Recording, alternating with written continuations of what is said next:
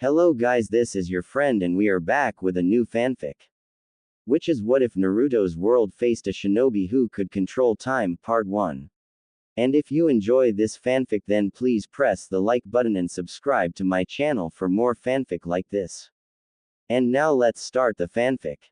Konohagakure, Hidden Leaf Village. Ninja Academy. Inside one of the classrooms, a Chunin instructor stood at the front with a clipboard in hand. Next, Hitaki Kaide. At his call, a silver-haired boy calmly stepped onto the platform. His fingers moved swiftly, forming a simple hand seal. Poof! A puff of white smoke burst forth, and standing next to Kaide appeared a near-perfect replica of himself. A wave of gasps rippled through the classroom, mostly from the girls. Sure, he had nailed the clone technique on the first try, but it wasn't just that. It was also because Kaide was undeniably one of the most handsome boys in class. 95 points. Well done, the instructor said, giving a small nod and jotting down the score. A flawless execution and clean clone, definitely top 10 material. Still, there wasn't much praise in the teacher's eyes. The reason was simple. Kaide had a younger brother, Hitaki Kakashi. Kakashi had graduated early at 5 years old and became a Chunin by 6. A prodigy whose name already echoed through the village, believed by many to be the one carrying on the will of the legendary, White Fang of Konoha. Compared to him, Kaide seemed ordinary. Sure, Kaide's grades were excellent across the board, he was among the best in class. But against Kakashi's monstrous talent, his brilliance seemed dim. At 8 years old, Kaide was still following the academy's standard curriculum without any earth-shattering breakthroughs. The teacher might have remained neutral, but that didn't stop a chorus of admiration from erupting. Kaide, that was amazing. 95 points. That's gotta be the highest score. Girls gazed up at him, their eyes twinkling. Having inherited the White Fang's bloodline after arriving in this world, Kaide bore a strong resemblance to Kakashi, but unlike his younger brother, he didn't wear a mask or act cold and aloof. Naturally, he became the center of attention for most of the girls in class. Kaide returned to his seat, smiled at Yuhi Kurenai beside him, and said modestly, "It's nothing. The clone technique isn't that hard, you just need to focus." He arrived in this world 2 years ago, becoming Kakashi's older brother. Unfortunately, he hadn't arrived early enough to prevent the death of their father, Hitaki Tsukumo, the White Fang. That event had deeply scarred Kakashi, and within a month, he applied for early graduation. As a modern soul reborn into this world with the blood of a legend, Kaide knew he wasn't inferior to Kakashi. Still, he thought early graduation was downright foolish, a decision he couldn't help but scoff at. Seriously, why rush? Training steadily at the academy was the smarter path. Why jump into the field early? Especially considering the current era, this was year 42 of the Hidden Leaf calendar. If he remembered correctly, the Third Great Ninja War would officially break out next year. The entire shinobi world was already on edge. In peaceful times, becoming a genin early might not be a big deal, just basic missions. But now, even genin were frequently sent on dangerous combat operations. Kakashi's early graduation and rapid rise might seem dazzling, but to Kaide, it was reckless. Just revealing such overwhelming talent was enough to catch the eyes of enemy villages. And during times like these, that was not a good thing. If I had Jonin level strength, I wouldn't mind graduating early, Kaide muttered inwardly. Unfortunately, he wasn't there yet. Sure, he could absolutely wipe the floor with Kakashi, but he was still only around elite Chunin level. And that was thanks to a certain, special ability. After all, he was only 8. His body was still growing. For a ninja, true maturity didn't come until around 16. Oh right, that special ability. It was something he discovered after arriving in this world, an ethereal, enormous clock embedded within his mind, visible only when he closed his eyes. It resembles Kurumi Tokusaki's Zafkiel from Data Live, though so far, he has unlocked only one power, time acceleration. It worked much like a personal time field, similar to the Time Alter ability from Fate. When activated, it sped up his time alone. Under its effects, every move he made, whether taijutsu or hand seals, became faster. That alone was why he could dominate Kakashi in a fight. At the moment, he could accelerate up to twice his normal speed. That meant his movements were literally double that of any regular person in real time. Kaide, I brought 2 bentos today. Want to eat together later? Just as Kaide was deep in thought, a girl sitting in front turned around, blushing slightly as she offered her invitation. Her words sparked immediate outrage from the nearby girls. Even Kurenai, seated next to Kaide, shot a sharp glance her way. The tension was electric. Kaide could only sigh. So this was why Kakashi wore a mask all the time. Probably to avoid this kind of headache. Still, the problem wasn't just the girls, it was that none of the other boys could really compete. Sure, the class lineup was stacked, with future big names like Uchiha Obito, Nohara Rin, Yuhi Kurenai, Sarutobi Asuma, but right now, Obito was dead last in everything. And Asuma, well, he was average at best. Itachi Uchiha wouldn't even enroll for a few more years. Shisui had already entered the academy but was 2 years younger and in a different class. Honestly, if Kakashi had not graduated early, maybe some of the attention could have gone his way. Sigh. Being too popular really is a problem. Kaide sighed again. Back in his previous life, he used to envy characters in these kinds of situations. But now that he was living it, all he could do was groan internally. And honestly, girls in the Naruto world matured way too fast. I mean, just look at these 8 and 9-year-olds already fighting over him. To be fair, the boys were just as ahead of their time. Kaide could already feel several jealous stares drilling into him, some full of resentment, others with clenched fists. That bastard. So annoying, I just wanna punch him. You wouldn't win, though. Shut up. Even Uchiha Obito was among the frustrated crowd. After all, Rin was one of the girls hovering near Kaide. Kaide didn't care much about his classmates. The only 2 that piqued his interest were Might Guy and Uchiha Obito, but only after Obito's infamous transformation. Before that, Obito was just a weak, whiny loser dragging everyone down. As the classroom grew increasingly chaotic, with girls throwing sparks and boys on the verge of fighting, the Chunin instructor finally lost his patience. Quiet. Next. Uchiha Obito. The teacher's authority still held weight. At his sharp command, the room quickly fell silent. Uchiha Obito shot Kaide a resentful glare before making his way up to the front of the class. His eyes briefly landed on Nohara Rin, and after a deep breath, he clenched his fists and steeled himself. This time, I'm gonna beat Kaide. Poof. After forming the hand seals, white smoke erupted. A clone appeared beside him, lopsided, unsteady on its feet. Technically, it was a clone, but even a glance could tell it wasn't the real deal. 50 points. The Chunin instructor barely spared it a glance. The Uchiha clan was known as a haven for geniuses, almost every student from that family ranked among the top of the academy. But Obito was the exception. One more try. Naturally, Obito couldn't accept such a low score. He immediately went for another attempt. But his nerves were shot, and the second clone technique failed outright. His third attempt wasn't much better than the first. In the end, he only managed to scrape together a 55, still below passing. Kaide watched it all unfold, only one thought running through his mind. How the hell does this guy become a final boss? All it took was witnessing Rin's death, and this bottom-of-the-barrel loser suddenly went full villain mode, awakened the Mangekyo Sharingan, unlocked Kamui, one of the most broken abilities in the series, and completely transformed both in combat skill and personality.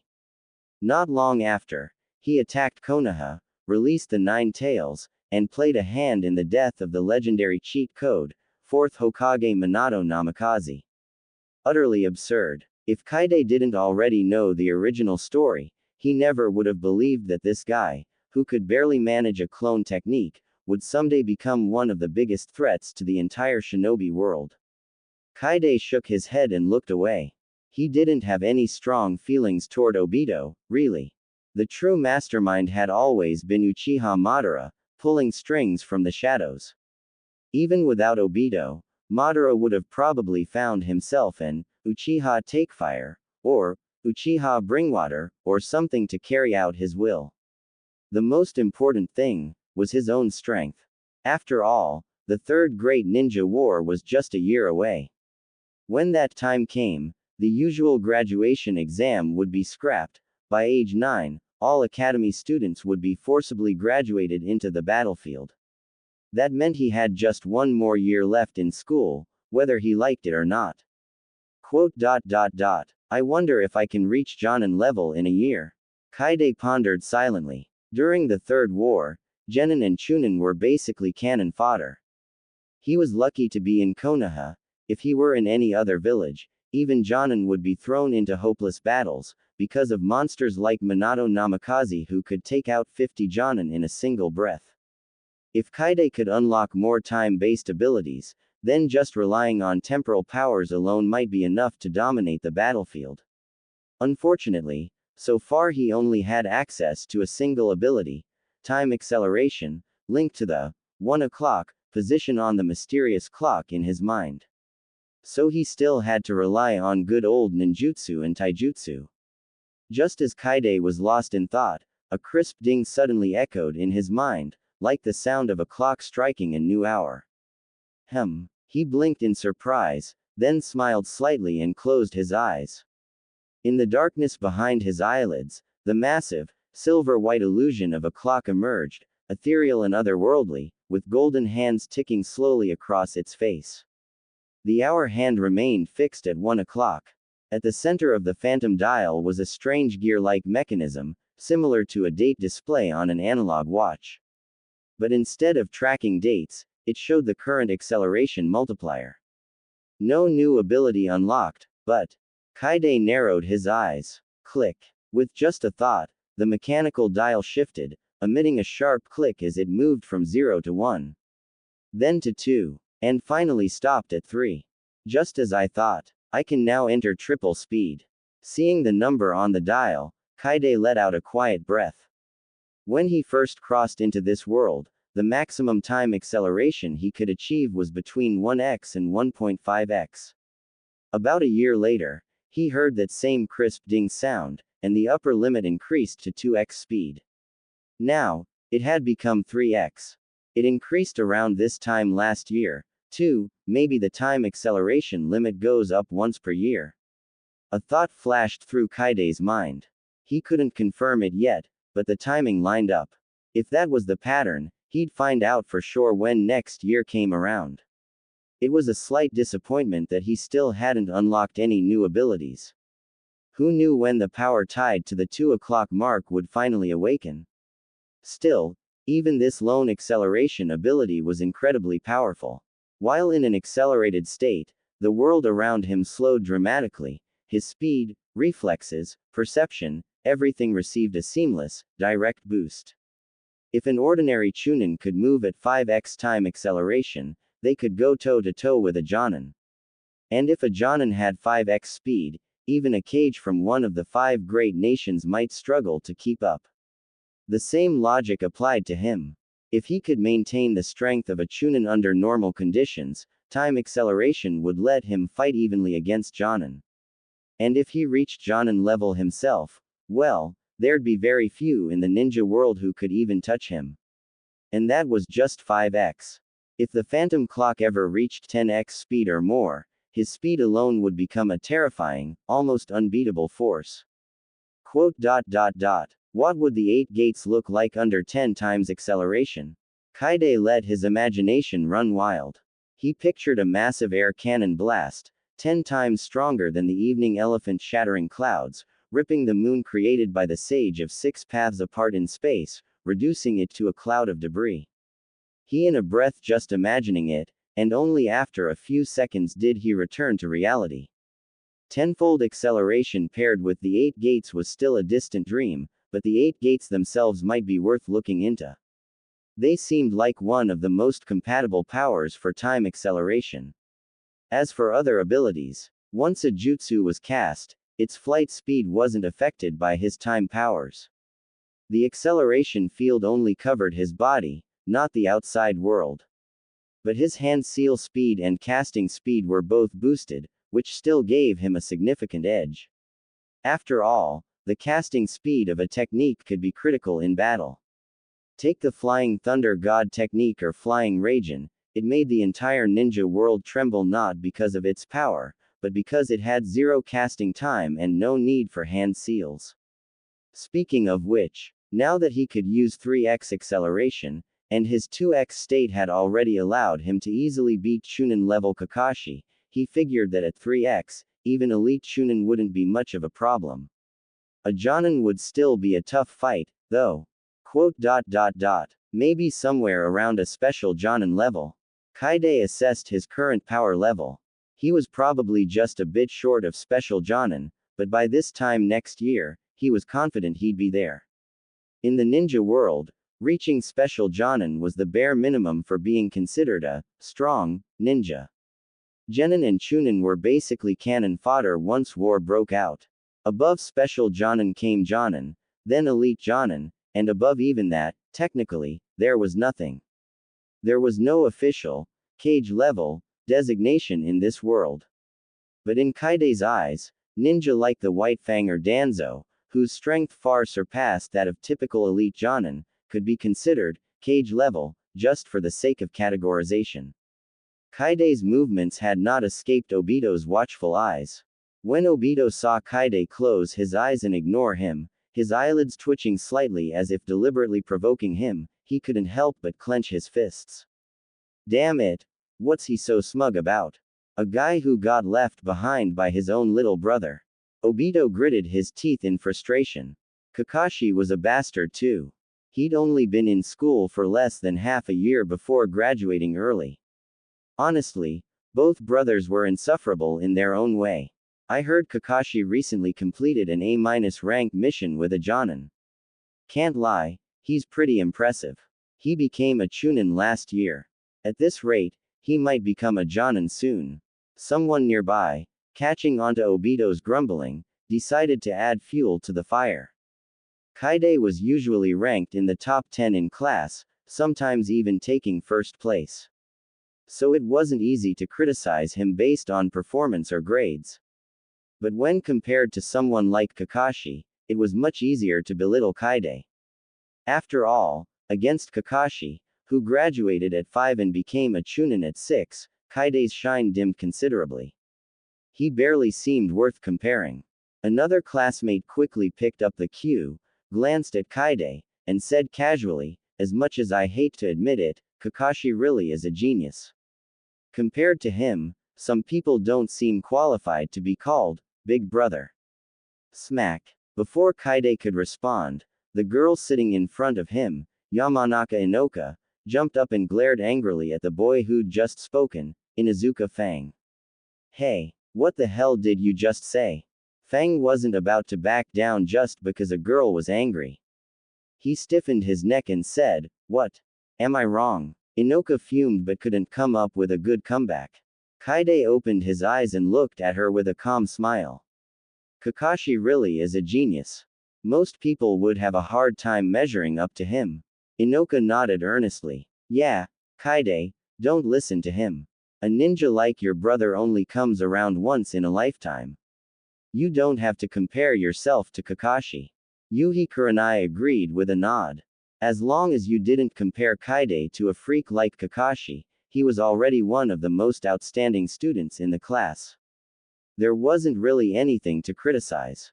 Kaide shrugged innocently, cut off before he could finish speaking, and just smiled at Kurenai instead of continuing. Seeing that Kaide didn't want to argue and the girls were clearly on his side, Inuzuka Fang could only grumble and look away, though he clearly wasn't satisfied. Kurenai looked at Kaide, her large, beautiful eyes flickering slightly. She spoke in a soft voice. Having a brother like Kakashi must be a lot of pressure, huh? Nope. Kaide glanced at her and smiled. Why would I feel pressure? The stronger my little brother is, the better, right? It's not like we're the Hyuga clan or something. Kurenai blinked. What about the Hyuga clan? Oh, you don't know. Kaide briefly explained the situation with the Hyuga clan's main and branch families. Kurenai was surprised to hear it. She glanced over to a corner of the classroom, where a quiet student sat, and thought to herself, so that's what the noble Hyuga clan is like. That boy's name was Hyuga Homan, nephew of the clan head Hyuga Hiyashi, a member of the branch family. As a member of a prestigious clan, he held a certain pride. He had no fondness for Kaide, who was always surrounded by admiring girls. He was consistently ranked first or second in class, and the only one he saw as a rival was Kakashi. In truth, he could have graduated early too, but the elders of his clan had told him to follow the standard path. So he did as instructed. Quote. Hearing someone mention the Hyuga clan, Homan turned to glance at Kaide and frowned slightly, though he didn't catch exactly what was said. Even without hearing clearly, he could guess Kaide had brought up something about the Hyuga clan, and a glint flashed in his eyes. He's getting a little too arrogant. Things like being popular with girls didn't bother him too much, but if someone started talking about the Hyuga clan, that was a different matter. Maybe I should give him a warning after class. Homan's gaze darkened. After all, Kaide wasn't Kakashi. As far as Homan was concerned, the only one stronger than him in their age group was Kakashi. While he was still deep in thought, the final student completed their clone technique test. The Chunin instructor recorded the last score, glanced at the results sheet, and announced. That's it for today's test. Those who didn't pass, Uchiha Obito, Aburame Den, and the rest of you, stay after class for extra practice. There's a mock exam tomorrow, and the official advancement assessment is in 4 days. If you can't pass that, you'll be stuck here for remedial lessons over winter break. The whole class let out a collective sigh of relief at the announcement. Obito and the others who didn't pass looked miserable. No one wanted to waste their vacation on makeup classes. It wasn't just boring, it was downright humiliating. That's it for today. You're all dismissed. The Chunin instructor put the results into a folder, organized his things, and addressed the class. Upon hearing the announcement, the students stood up together and bowed respectfully. After the instructor left the classroom, they scattered like birds. Using the excuse, "I've got something to do, see you later," Kaide quickly shook off Kurenai, Inoka, and the other girls and headed home. Watching these precocious 8 and 9-year-old girls bicker over him was amusing, but he had more important things to do, namely, adapting to his triple speed state. Compared to his double speed, triple speed gave him an even greater boost. After a quick dinner, Kaide headed to the backyard, activated his triple speed state, and began striking a special wooden training post. To accelerate his physical development, Kaide not only trained in accelerated mode but also slept in it. His cellular regeneration and metabolism all increased, making 1 day for others equivalent to nearly 2 for him. Though chronologically 8 years old, his body had developed to about 9 due to months of accelerated sleep. If he stayed in that state all the time, his body would develop even faster, but it was way too boring. Listening to lectures at 3 times speed made it feel like the teacher was speaking in slow motion, stretching each syllable unbearably long. Plus, to appear normal while in that mode, he'd have to consciously slow down his speech and movements, which was incredibly annoying. So during school hours, Kaide stayed in normal mode. Kaide's fist struck the wooden post again and again, each blow landing with a heavy, muffled thud. Deep dents formed in the tough, specially reinforced wood, clearly showing the impact of his punches. When it came to taijutsu training, Kaide was nothing if not diligent. His time acceleration ability currently served 2 main purposes. The first was to grant him base movement and reaction speeds far beyond ordinary people, an advantage he could freely stack at will during combat. The second was boosting his training speed, or more accurately, increasing his total training time. When training in accelerated mode, every 3 hours of effort for Kaide only amounted to 1 hour passing in the outside world. In other words, whether in battle or in training, the enhancement from time acceleration seemed to affect only speed on the surface, but in reality, strength was also involved. After all, according to Newton's second law, force equals mass times acceleration. And this law applied just as well in the world of Naruto. Kaide vaguely remembered a character from another world saying something like, "Speed is power. Have you ever been kicked at the speed of light?" If his speed during time acceleration could truly reach the speed of light, then a single strike might very well be capable of shattering the world. Shadow Clone Jutsu. After adjusting to triple speed for a bit, Kaide suddenly stopped.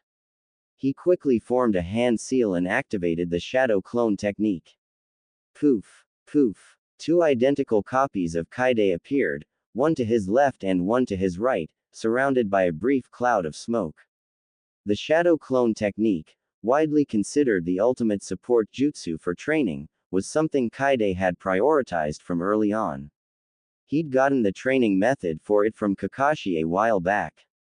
Using this technique in the Ninja Academy would drop jaws to the floor, because Shadow Clone Jutsu was a B rank ninjutsu, 3 entire ranks above the basic E rank clone jutsu taught in class. Even many Chunin struggled to master Shadow Clone Jutsu. Just being able to use it proficiently was enough to crush the vast majority of students and qualify Kaide for early graduation. Swish. Swish. Once the 2 shadow clones appeared, they each dashed off to a different part of the yard. One of them grabbed a short sword placed on the left side of the courtyard, White Fang, the ninja blade left behind by Tsukumo Hatake, which Kaide had inherited as the eldest son. Kaide had been diligently practicing the renowned Hatake sword technique, a powerful style that incorporated chakra into its form, a perfect match for his time acceleration ability.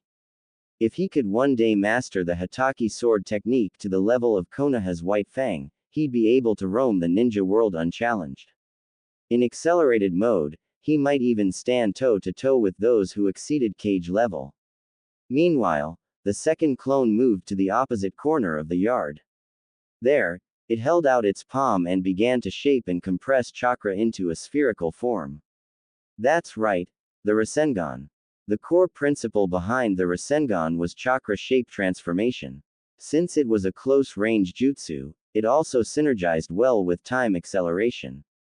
More importantly, training the Rasengan was an excellent way to improve chakra control. Kaide had already mastered basics like tree walking and water walking long ago. To further refine his chakra control, the Rasengan was the logical next step. However, his chakra reserves weren't even close to Naruto's absurd levels, so his progress was slow. Even after a few months of effort, he'd only managed to get halfway. With triple speed, my body should grow to around age 10 in about a month. That should be just enough to meet the physical requirements for 8 gates training. While training, Kaide kept contemplating his next steps. The 8 gates were extremely important to him. Because of their massive side effects, they weren't suitable for young children, which was why he hadn't tried to secretly learn them from Might Dai just yet. Still, no matter what, he needed to acquire the training method for the 8 gates eventually. Despite the drawbacks, their power was undeniable. Kaide was very clear on his core principle: improve every aspect of his strength to the fullest. That way, he could maximize the power of his time acceleration, 3 times, 5 times, or even more. After all, to him, this phantom clock was like having an upgraded, side effect-free version of the Holy Grail world's time manipulation, and it could be kept active at all times. Swish. Swish. Swish. The clone wielding the White Fang blade continued slicing through the air in the eastern yard, practicing precise strikes infused with chakra. Though shadow clones couldn't enter accelerated mode, that didn't matter. Kaide only needed them to accumulate experience and skill proficiency. Meanwhile, the second clone kept condensing chakra in its palm, forming a faint, glowing sphere that rotated with increasing stability. Poof, poof. After a while, both clones exhausted their chakra and vanished in small clouds of white smoke. Kaide paused his own training and felt a wave of experience and memory flood back into his mind. He absorbed and integrated it quickly. Taking a deep breath, he once again formed the hand seals. Poof, poof. Two more shadow clones appeared. This time, beads of sweat formed on Kaide's forehead. He could feel his chakra reserve struggling to keep up. Chakra is always a limiting factor. Kaide sighed inwardly. Naruto, who could train with dozens, or even hundreds, of shadow clones, was truly a freak of nature. A freak among freaks. Just ridiculous. Then again, he was an Uzumaki and also had the 9 tails sealed inside him. His chakra volume was off the charts, there was no replicating that. After another round of training, poof, poof, the clones dispersed once again. Kaide didn't make any new ones this time. His main body had been training taijutsu non-stop, burning through chakra. 2 sets of dual clones was already his limit for now. 1377, 1378. Kaide counted silently as he repeatedly side-kicked the reinforced wooden post. He didn't stop until his legs were trembling and his body could barely keep going. Still in accelerated mode, he staggered over to the side of the courtyard, grabbed a water cup, took a sip, and nibbled on a couple of biscuits. With his metabolism also sped up, his recovery came faster too. If he kept time acceleration active all day, then to him, a single day would equal 72 hours. That meant 9 meals and 3 sleep sessions per day. I don't know if I could still train with full body fractures and a 49C fever. But training more than 25 hours a day? Totally doable. Kaide couldn't help but chuckle to himself as he thought this. Just as Kaide was about to resume his training, he suddenly sensed something. He looked up toward the top of the courtyard wall and said, "Seems like you've gotten used to not using the front door." Standing atop the outer wall was a familiar figure, with the same silver-white hair and a mask over his face. It was none other than Hatake Kakashi. "No, I just happened to be returning from this direction." Kakashi leapt down from the wall and landed inside the courtyard. Standing close together, there were still quite a few differences between him and Kaide. Slightly longer hair, the signature face mask, and a noticeably smaller physique and height. Kakashi turned to Kaide and said, "Just like you predicted, the friction between the villages is intensifying. Most recent missions have been about intercepting or spying on each other." "I see." Kaide wasn't surprised in the slightest. After all, ever since coming to this world, aside from making a few small changes within the Ninja Academy, he hadn't done anything that would affect the larger course of history. Under the weight of inevitability, the outbreak of the Third Great Ninja War was bound to happen next year. "You're still not planning to graduate. There's really nothing more for you to learn at the academy, is there?" Kakashi looked over at Kaide. Others might not know, but Kakashi was very clear on just how strong his older brother truly was. Up to this point, he had never beaten Kaide in a single duel. And that was despite the fact that he had already been promoted to Chunin the previous year. Even after becoming a Chunin, he had challenged Kaide again, yet still couldn't win. Kaide's speed was so fast it seemed almost unnatural. Moreover, Kaide wasn't just strong in combat, his mind was equally sharp. Even though he was only 1 year older than Kakashi, his understanding of the broader situation was almost on par with that of a seasoned adult. Kaide smiled and said, "It's true that I've already learned everything I can from the instructors, but staying in the academy gives me more time to train on my own. Speaking of which, have you had any contact with the techniques I asked you to look into?" Since Kakashi was already a Chunin, he had access to far more jutsu than Kaide did. Many of the jutsu Kaide had learned came from Kakashi. He had also specifically asked Kakashi to keep an eye out for 2 techniques, Flying Thunder God and 8 Gates Release. The 8 Gates technique was non-negotiable, he had to obtain it no matter what. As for Flying Thunder God, it was worth trying. If he could master it, it would be a life-saving trump card. If not, it was no big deal. After all, for someone who could control time, space-time ninjutsu wasn't all that critical. Kakashi rolled his eyes and said, "Those are all in the sealed jutsu scrolls. It's not that easy to get access to them." Although he was a chunin now and had access to a lot of jutsu like the shadow clone technique, forbidden techniques like Flying Thunder God and the Eight Gates were still out of reach. "We'll get our chance eventually." Kaide wasn't bothered. Once Kakashi became a Jonin, gaining access to those techniques wouldn't be a problem. In fact, considering Kakashi had become a Jonin at 12, there was a chance he might reach that milestone even earlier. No matter what, he would be forced to graduate next year due to the war.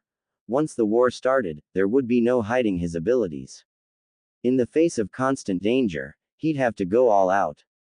Kakashi shook his head and muttered, quote, "I don't know how you have the patience." After their father's suicide, brought on by public criticism for choosing to save comrades over completing a mission, Kakashi had been deeply affected. He had no desire to be looked down upon or criticized, so he showcased his talents early, graduating at 5 and becoming a chunin at 6. And no one dared to look at him differently anymore. But Kaide stayed in the ninja academy, going through classes like a regular student. This stood in sharp contrast to Kakashi's accelerated path and had stirred up a lot of discussion in the village. And Kakashi knew Kaide was stronger than him. Yet Kaide never wavered in the face of gossip or judgment. He never said a word about wanting to graduate early, just kept calmly attending school like nothing had happened. Kaide sighed and said, "You still don't get it. The legendary, White Fang of Konoha, Hitaki Tsukumo, who made his name in the Second Ninja War, didn't die just because he failed a mission. That idea was nonsense. In his past life, Kaide might not have been sure. But after living through it in this world, he was certain there had been foul play from Konoha's higher-ups. At the very least, Hiruzen Sarutobi, the third Hokage, never once stepped in. He could have squashed the fallout from a single failed mission with a few words, especially when the mission failed because Tsukumo chose to save his teammates. While Kaide couldn't be sure of the details, he could make an educated guess. Danzo Shimura had likely played a major role. Tsukumo's strength and battlefield achievements were such that, barring any accidents, he would have been a front-runner to become the fourth Hokage. That alone was reason enough for Danzo to act. And since Tsukumo's death was likely tied to Danzo, that meant both Kaide and Kakashi were under scrutiny by the higher-ups. If only one of them showed exceptional talent, Danzo might try to recruit that person into Root, but Hiruzen would probably veto it. But if both of them stood out, Danzo would come up with 1,000 reasons to convince Hiruzen that at least one of them should join Root. Kaide certainly wasn't going to let that happen, not to himself, and not to his younger brother Kakashi. He wouldn't let either of them fall under Danzo's brainwashing. Get what? Kakashi looked puzzled. Kaide shook his head. He had no intention of explaining. Kakashi was still too young, and his personality too impulsive. It was better that he did not learn about Konoha's darker side just yet. But it's about time anyway. Kaide showed a thoughtful expression. Now that they were already in the tense build-up to the Third Great Ninja War, even if he revealed his strength now, it wouldn't be a big deal. Danzo didn't have the luxury to expand Root at a time like this. His attention would be focused on the external threats. The coming war was both a crisis and an opportunity. Kakashi would rise to the rank of Jonin during the war, and so would Kaide. Once they both became official Jonin with recognized status, they'd be free of Danzo's reach. Even after the war, Danzo couldn't arbitrarily move full-fledged Jonin around. Hiruzen wouldn't allow it. And if Kaide pushed his training hard during the war, surpassing Jonin level and reaching power on par with Kage, that wasn't just a dream, it was well within the realm of possibility. After all, he had the illusory clock, the power to manipulate time itself. Speaking of which, I wonder how your training's been going lately, brother. Kakashi's eyes flickered slightly as he glanced at the wooden training posts in the courtyard and then turned his gaze back to Kaide. Although he had never beaten his brother before, Kakashi had never given up on surpassing him. Especially recently, after so many real battles and close brushes with death, he felt his strength had grown by leaps and bounds. If Kaide had been slacking even a little, this time might be different. After all, ever since becoming a ninja, he had never stopped training, and his power had continued to rise with each mission and every drop of blood shed. Kaide raised an eyebrow. Halfway through Kakashi's sentence, he already knew what his little brother was thinking. Oh, I was just thinking it might be time to see how much you've improved. Konoha Village. The mountain forest behind the village. Now that Kakashi had become a Chunin, and Kaide's strength had long surpassed the Chunin level, their training duels could no longer be held in their small courtyard, there simply wasn't enough space to fight seriously. Are you ready? Standing in a wide clearing, Kakashi held a kunai in each hand. His body leaned forward slightly, already poised for battle as he stared at Kaide from a distance. Kaide stood calmly in place, holding the chakra short blade known as White Fang. His expression was tranquil as he replied, "Come." Swoosh. The instant Kaide spoke, Kakashi sprang forward like a bolt of lightning. His twin kunai turned into afterimages as they slashed from both sides, swift and unpredictable. Kaide, however, didn't rush. With steady movements, he swung his chakra blade in clean arcs, deflecting every strike with practiced ease. Clang. After parrying a few moves, Kaide's eyes flashed. With a sudden, powerful downward slash, he broke through Kakashi's guard, his blade slicing across Kakashi's chest. But then, Kakashi's figure burst into smoke and vanished. Shadow Clone. Fire Style. Great Fireball Jutsu. Before Kaide could regain his stance, a voice called out from behind him. Heat surged through the air as a massive fireball roared toward his back. Kaide didn't even flinch. With a simple step, he launched himself forward, narrowly dodging the full brunt of the fireball. Whoosh, whoosh, whoosh. But before he could fully regain his footing, 7 or 8 shurikens spiraled out of the flames, each one wreathed in fire, cutting off every path of retreat. Kaide smiled faintly. You've gotten good at blending ninjutsu and shuriken attacks. Then, he moved. His short blade, White Fang, flickered like a phantom, slicing through the air in a series of graceful arcs. The blade's speed was unnatural, carving glowing lines through the air. In the blink of an eye, all of the flaming shuriken were knocked aside. Hiss. Almost simultaneously, Kakashi emerged from the ground, less than a meter behind Kaide. With a swift stab, he drove his kunai toward Kaide's back, only for the blade to come to a stop, resting gently against his shirt. I win. A bead of sweat rolled down Kakashi's forehead as a glint of triumph flashed in his eyes. This was the first time he had ever defeated Kaide in a spar. But, Kaide calmly turned his head and gave Kakashi a faint smile. Do you really think so? Poof. With a soft burst of smoke, Kaide's body dispersed into a cloud of vapor, vanishing entirely. It was another clone. Kakashi froze in place, disbelief written all over his face. A clone? But how? Before he could finish the thought, a gust of wind suddenly swept in from behind him. Kakashi spun around and raised his arm to defend, but it was too late. Kaide's kick landed squarely against his arm, sending him stumbling back. A heavy force came crashing down, and Kakashi couldn't resist it. He stumbled back 5 or 6 steps before he managed to steady himself. Was that a shadow clone just now? Kakashi stared at Kaide in disbelief.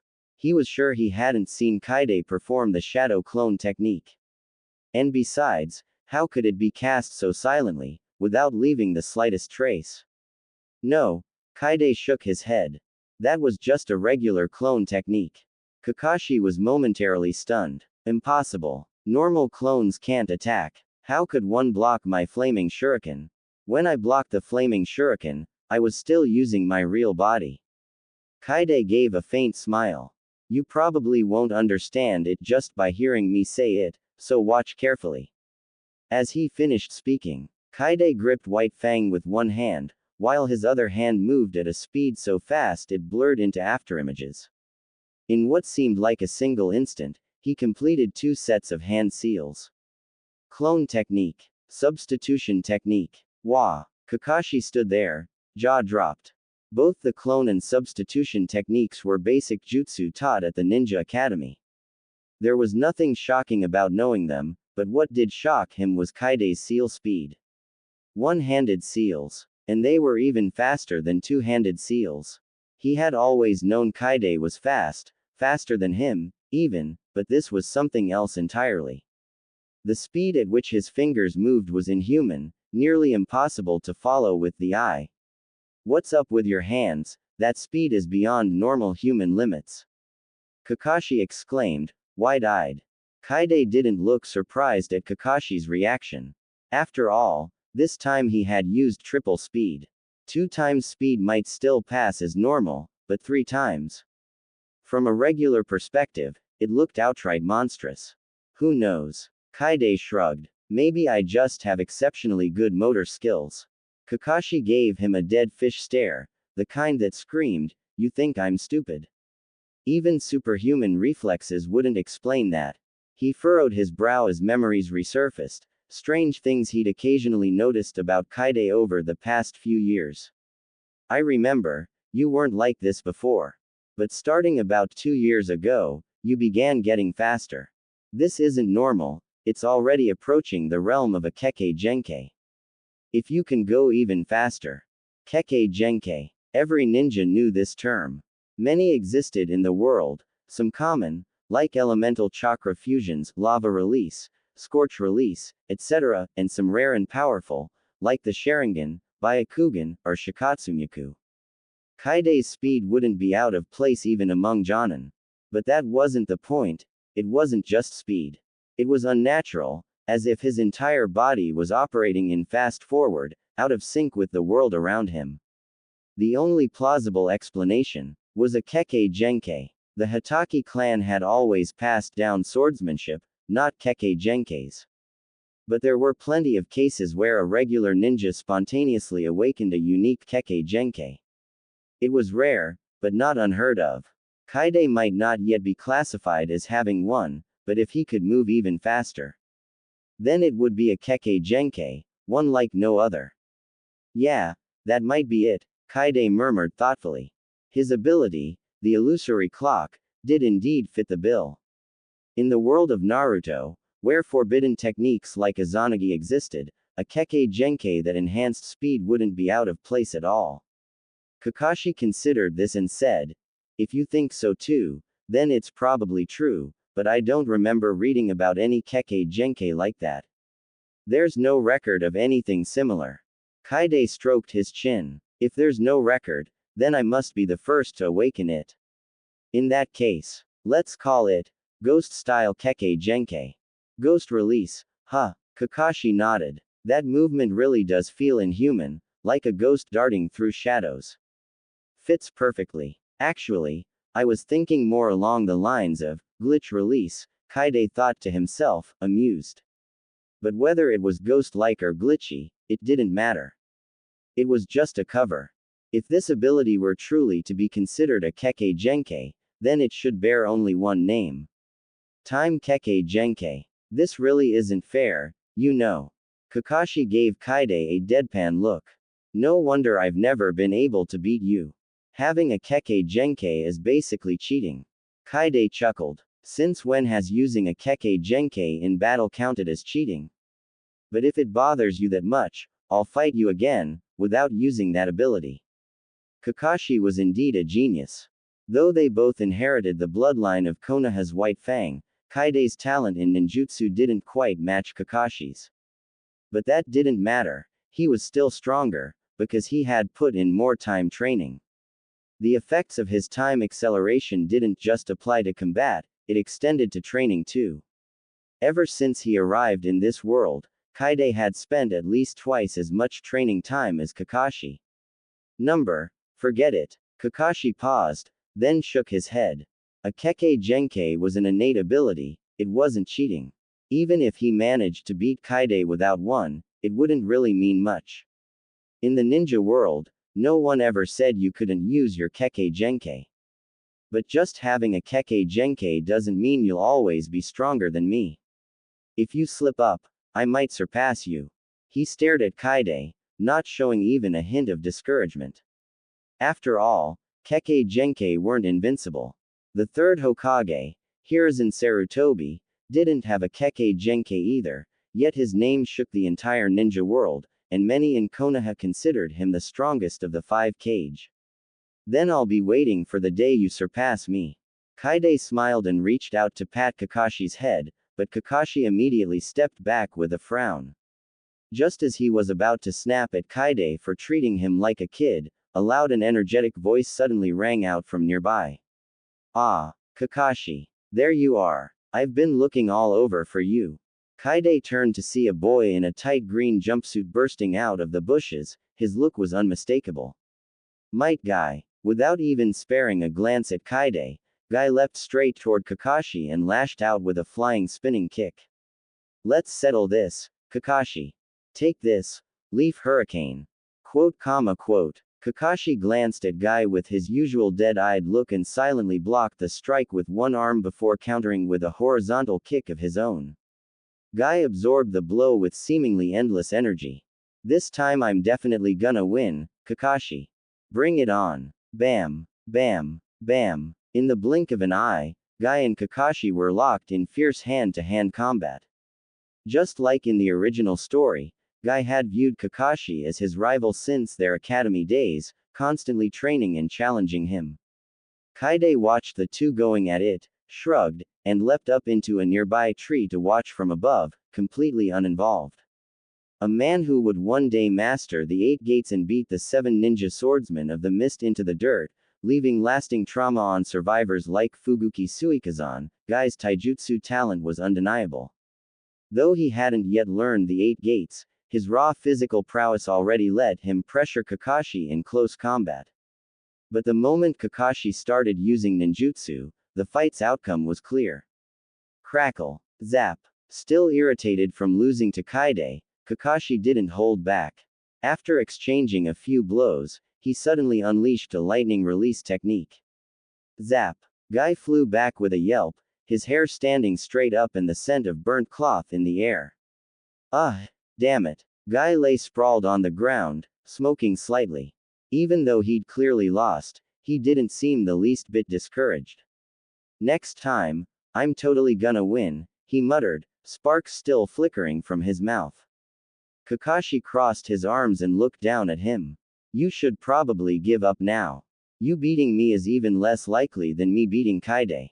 Thanks for the support. Guy slowly pushed himself off the ground and gave Kakashi a thumbs up. Then, blinking, he tilted his head. Wait, what did you just say?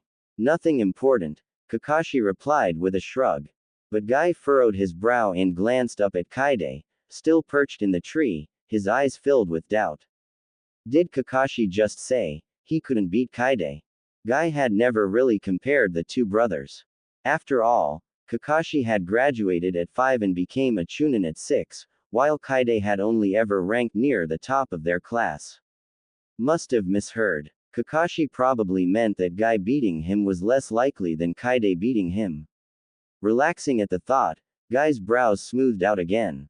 Swoosh. Kaide leapt down from the tree and looked at the two of them. You two gonna keep training, or grab something to eat first?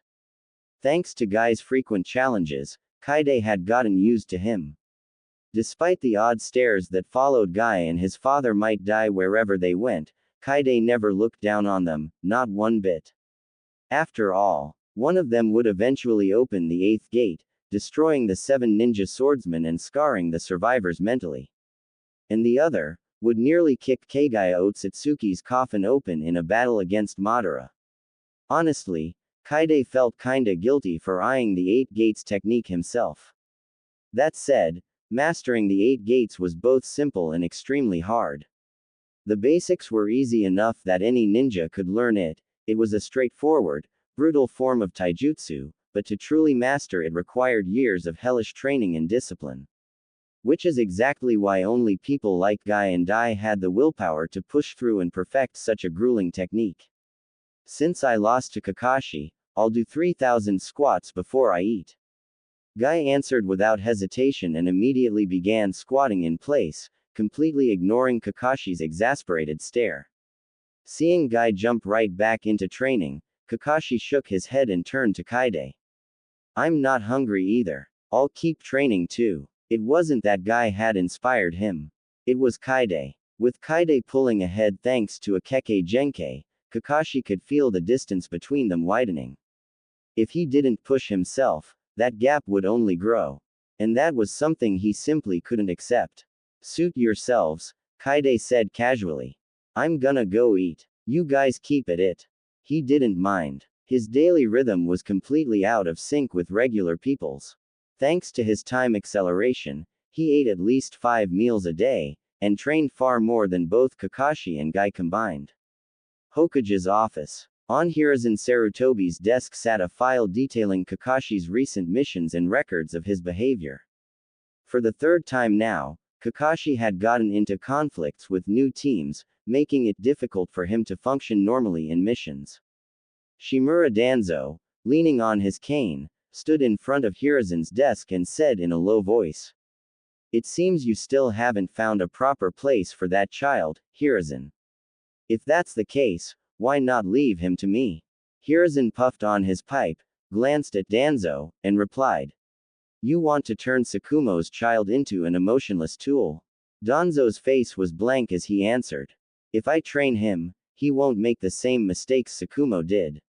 He'll become an even greater ninja, someone who surpasses Tsukumo. Hiruzen snorted and stood up. Don't tell me you came here just to talk about this, Danzo. Danzo looked at Hiruzen deeply, then said. No, I just happened to hear about Kakashi's situation. What I really came for is to ask you, what's your next move regarding Kurigakure? Hiruzen, are you planning for war, or? Hiruzen took another drag from his pipe and exhaled a ring of smoke. He walked to the window, gazing out into the distant sky. After a few seconds of silence, he finally replied in a low voice. Let's make some moves to intimidate them. Their recent probing has gone too far. I'll leave this matter to you. Understood. Danzo nodded and turned to leave the office. As he walked out, he added. Quote. Don't let that boy's talent go to waste, Hiruzen. Tsukumo's 2 sons, well, he wasn't interested in Kaide but Kakashi's potential had caught his attention. Otherwise, he wouldn't have brought it up. Still, if Hiruzen disagreed, Danzo didn't have the time to meddle too much in such affairs right now. Hiruzen didn't respond, only turning his gaze toward the door once Danzo had left. He shook his head, and the image of Tsukumo appeared in his mind. A sigh escaped his lips. Tsukumo's death had impacted the village significantly. Other ninja villages had been probing Konoha more aggressively lately, and the loss of a powerhouse like the White Fang was definitely part of the reason. Kakashi had been deeply affected by Tsukumo's death as well. No matter which team he was assigned to, he always ended up clashing with his seniors. It had been over 2 years since his graduation, yet he still hadn't found a proper team. Danzo's suggestion, while extreme, did have some merit. Your child is a gifted ninja, Tsukumo, but in terms of handling people, he's still a bit too immature. Hiruzen fell into thought. Of Tsukumo's 2 sons, Kaide could be considered excellent, but Kakashi was without a doubt a genius. He had inherited Tsukumo's talent and might one day become the next White Fang of the Leaf. The issue now was how to properly place Kakashi. Hiruzen had already tried assigning him to multiple teams, but every time, conflict ensued, and the matter ended up back on his desk. Giving Kakashi to Danzo was out of the question. While Root might suit someone like Kakashi in theory, it would be a betrayal of Tsukumo's wishes. Tsukumo had openly clashed with Danzo in life and would never want to see his son molded into a tool of Root. Quote. Very well, then. After sorting through countless thoughts, Hiruzen finally made a decision. He spoke quietly to the seemingly empty rooftop. Bring Minato here. Regular Jonin couldn't handle Kakashi, and the few Hiruzen had in mind had all clashed with him already. That left only one final candidate, Minato Namikaze. After Tsukumo's death, the best candidate to succeed as the fourth Hokage was one of the legendary Sannin. But Jiraiya and Tsunade both had no interest in the role. It was Jiraiya's recommendation, Minato Namikaze, that stood out the most. If Minato was to inherit the title of fourth Hokage, then naturally he needed to begin training his own elite subordinates. Entrusting a genius like Kakashi to Minato was a perfect fit. Yes. The Anbu on the rooftop replied and vanished instantly. Hiruzen returned to his seat, took another drag of his pipe, and muttered. In the end, it's Minato again. Because of the tense situation in the ninja world, Minato's skills were in high demand everywhere. Hiruzen had thought of him early on, but hesitated. Now, after going in circles, he was right back to where he started. He had no worries about Minato. After all, he was Hiruzen's ideal candidate for fourth Hokage. Training a talented young ninja was child's play for someone like him. As he mulled over the situation, Hiruzen pulled out a file. It listed detailed information about the current crop of academy students, organized by their relationship to Kakashi.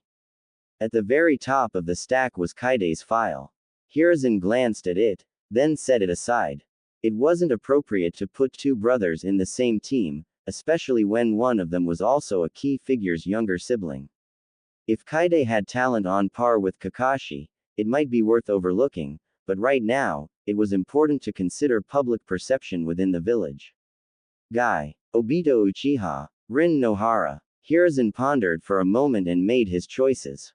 First was Obito Uchiha. Assigning a member of the Uchiha clan to Minato would help smooth the clan's attitude toward Minato's future as Hokage. Next, a civilian student. Since Guy was male, he was ruled out to avoid an all-boy team. Rin Nohara, a competent and well-balanced kunoichi, was a perfect fit to round out the squad. Clack. Having made his decision, Hiruzen took a puff from his pipe and chuckled quietly. The great Hokage, going to such lengths to sort out a single ninja's placement, even meddling in next year's team assignments for graduating students. But Kakashi's talent was truly worth the effort. And with Minato, there was nothing to worry about. Letting him handle this personally was far more reassuring. There would be no problems. With Kakashi's placement settled, Hiruzen lost interest in the rest of the student files. He returned Kaide's folder to the stack and tossed it aside, not giving it another glance. Let's hope Danzo's actions are enough to quiet things down with Kurigakure. Hiruzen looked up at the ceiling, exhaling a swirl of smoke. What truly troubled him now was the state of the ninja world. The great villages were clashing more and more, with everything seemingly revolving around Konoha. And for good reason, the Land of Fire was the most resource-rich country, and Konoha had claimed huge spoils in the Second Ninja World War. The other villages had all set their sights on Konoha. But conceding was not an option. In the ninja world, one concession leads to another. Only by meeting greed with strength could true peace be maintained. Hiruzen understood this all too well. If the situation couldn't be stabilized, if a third ninja world war became inevitable, then Konoha would fight back with everything it had. As that thought crossed his mind, a cold gleam flashed in Hiruzen's eyes. Thanks to the gains of the Second War, Konoha's core strength was vast and steady. Even though they'd lost Tsukumo, their top-tier forces still included Orochimaru and Jiraiya, who had both become powerful enough to lead. And rising stars like Minato Namikaze promised a strong future. If war came, Konoha would not lose. Ninja Academy. It wasn't time for morning classes yet. The training field was already noisy, filled with kids of all sizes. In the center of the crowd, a chaotic scuffle was going on. Fire style. Phoenix Fire Jutsu. A young boy formed hand seals and blew towards a few others, startling them, only to produce a tiny puff of flame. After a brief moment of silence, The boys facing him burst out laughing. You call that a jutsu? Get him. Damn it. Take this. About 7 or 8 boys were caught up in the brawl. They looked like lower year students and didn't really know any actual jutsu, it was just a wild free-for-all. A couple of the older kids could throw around some basic techniques like clone jutsu and a few others, making their fights look slightly more organized.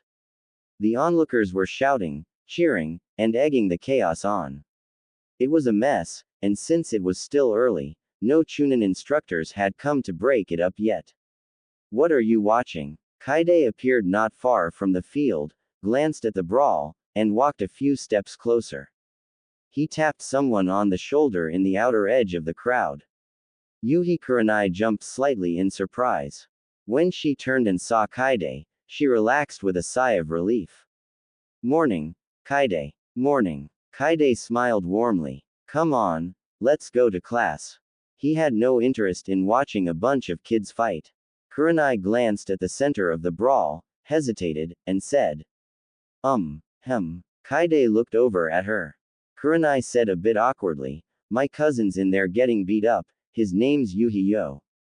He's my uncle's kid. Kaide tilted his head. Yo. Kurenai pointed into the middle of the chaos. Yeah, that one right there. Never heard of him. Kaide shrugged. He didn't have any interest in background characters, he had no memory of not even worthy of being a side character. Boys fighting is normal. You're a girl, you don't need to get involved. Anyway, the Chunin instructors are definitely watching. It'll be fine. But, Kurenai looked conflicted. Not doing anything felt wrong, but stepping in also didn't feel right. Seeing her so torn, Kaide clicked his tongue, stepped forward, formed a simple hand seal, and gently pressed his hands against the ground. Earth style. Tremor technique. Whoa. Kurenai's eyes widened at Kaide's jutsu. Moments later, she felt the ground tremble under her feet. She was able to steady herself thanks to being ready for it. But the rest of the students? They weren't so lucky. A large portion of the gathered kids swayed and stumbled. The ones brawling were shaken apart by the sudden quake and scattered. Kaide, you. Before Kurenai could finish her sentence, Kaide brought a finger to his lips, signaling her to stay quiet. That should stop the fight. Let's go. The crowd, thrown into disarray by the tremor, had no idea what had just happened. Many thought it was a real earthquake. The earlier brawl was completely broken up. But not everyone had been thrown off. Among the crowd, one student narrowed his eyes at Kaide, clearly realizing that the tremor had been caused by him. That was reckless. The boy shook his head. He looked even younger than Kakashi and wore clothes bearing the Uchiha clan's symbol. Though he blended in with the crowd, his name was anything but unknown. Uchiha Shisui. Unlike Uchiha Obito, Shisui was a genius nearly on par with Uchiha Itachi. Even before awakening his Mangekyo Sharingan, he had earned a fearsome reputation on the mist battlefield. After awakening it, he wielded the strongest illusion technique, Koto Amatsukami. And it wasn't just Shisui who had noticed the jutsu, so had Nohara Rin, who had been watching Kaide from a distance. Kaide, that was too much. Rin walked over, muttering to herself. Then she looked at him and said, but you're really amazing. Tremor technique is an earth-style C-rank jutsu, right? Kaide hadn't noticed Rin was nearby. He smiled and held a finger to his lips again. I copied it from Kakashi. Just a little trick. Shisui watched this interaction and smirked, but didn't say anything. He turned to walk away, but hadn't taken more than a few steps before stopping again. Nearby, another boy in an Uchiha uniform, wearing goggles, stood directly in front of Kaide and raised his fist. Hey, Kaide, let's settle this once and for all. It was none other than Uchiha Obito, challenging Kaide. He had surprisingly arrived early today without tripping over something or getting caught in an accident, only to find Kaide and Rin laughing together. His mood tanked on the spot. The brawling atmosphere around the field didn't help either, and Obito charged over angrily. Boring. Kaide glanced at him. He had no interest in pre-darkness Obito. Back then, Obito was a kind and cheerful kid, and Kaide had no desire to bully someone like that. Don't run. Obito couldn't contain himself when Kaide ignored him and jumped in front to block his path. Whoosh. He lunged forward with a clumsy punch. Kaide sighed, sidestepped the attack, grabbed Obito's shoulder, and gently twisted. Obito lost his balance, flipped midair, and crashed to the ground in a heap. Rin facepalmed. Kurenai was speechless. Is this guy really from the Uchiha clan? That name might be a little overrated. The Uchihas were supposed to be elite, respected, powerful, full of genius ninja topping their classes. But Obito didn't really fit the bill. But just as Kurenai said that, a voice interrupted her. That's not something I can ignore. Uchiha Shisui had approached without her noticing and now looked calmly at her. Obito might be a distant relative he didn't care much about, but an insult to the Uchiha clan. That he wouldn't let slide. Kurenai's eyes widened. Uchiha Shisui. Shisui was one of the most well-known students in the academy. Top of his class in every subject, he had even defeated a real genin recently. Most people saw him as the only student whose talent could rival Kakashi's, and a future elite ninja capable of graduating early. Noticing the commotion on Yuhi Kurenai's side, Kaide turned his head. The moment his gaze landed on Shisui, he recognized him and tilted his head slightly as he said. I don't think Kurenai meant to question the Uchiha clan's prestige. Besides, isn't it rather narrow-minded to judge an entire noble clan based on one individual? The Uchiha are still a clan of many geniuses. Quote. Shisui's expression softened a little at Kaide's words. Originally, he hadn't intended to meddle in Kaide's affairs, there was no need for unnecessary conflict. He only spoke up because Kurenai's comment had crossed a line, and he wanted to gently warn her. However, in the very next instant, Shisui's pupils suddenly contracted. A hand had silently landed on his shoulder. His body went stiff in an instant. The owner of that hand was Kaide. How? Shisui's eyes widened with disbelief. Kaide simply gave him a harmless, innocent smile. Without saying a word, he withdrew his hand and casually walked back toward the classroom. The Kaide that had been standing in front of Shisui just moments ago, suddenly burst into a puff of white smoke and vanished. A clone. The one that had remained in place was just a clone. In that brief moment, Kaide had left behind a clone while his real body moved instantly to Shisui's side. As a fellow genius, Shisui immediately understood what had happened, but even with that realization, he couldn't help but draw a sharp breath. Clone technique, and body flicker. How is he so fast? Kaide had swapped places with his clone and appeared next to him in an instant. It was utterly mind-blowing. Which meant, if this had been a real fight, he would have already been taken out in a flash, before even understanding what was happening. This is. Yuhi Kurenai and Nohara Rin were stunned too. Neither of them had fully grasped what just happened. In fact, they hadn't even seen how Kaide had left a clone behind and arrived next to Shisui in the blink of an eye. The two girls exchanged glances, and both saw the same shock in each other's eyes.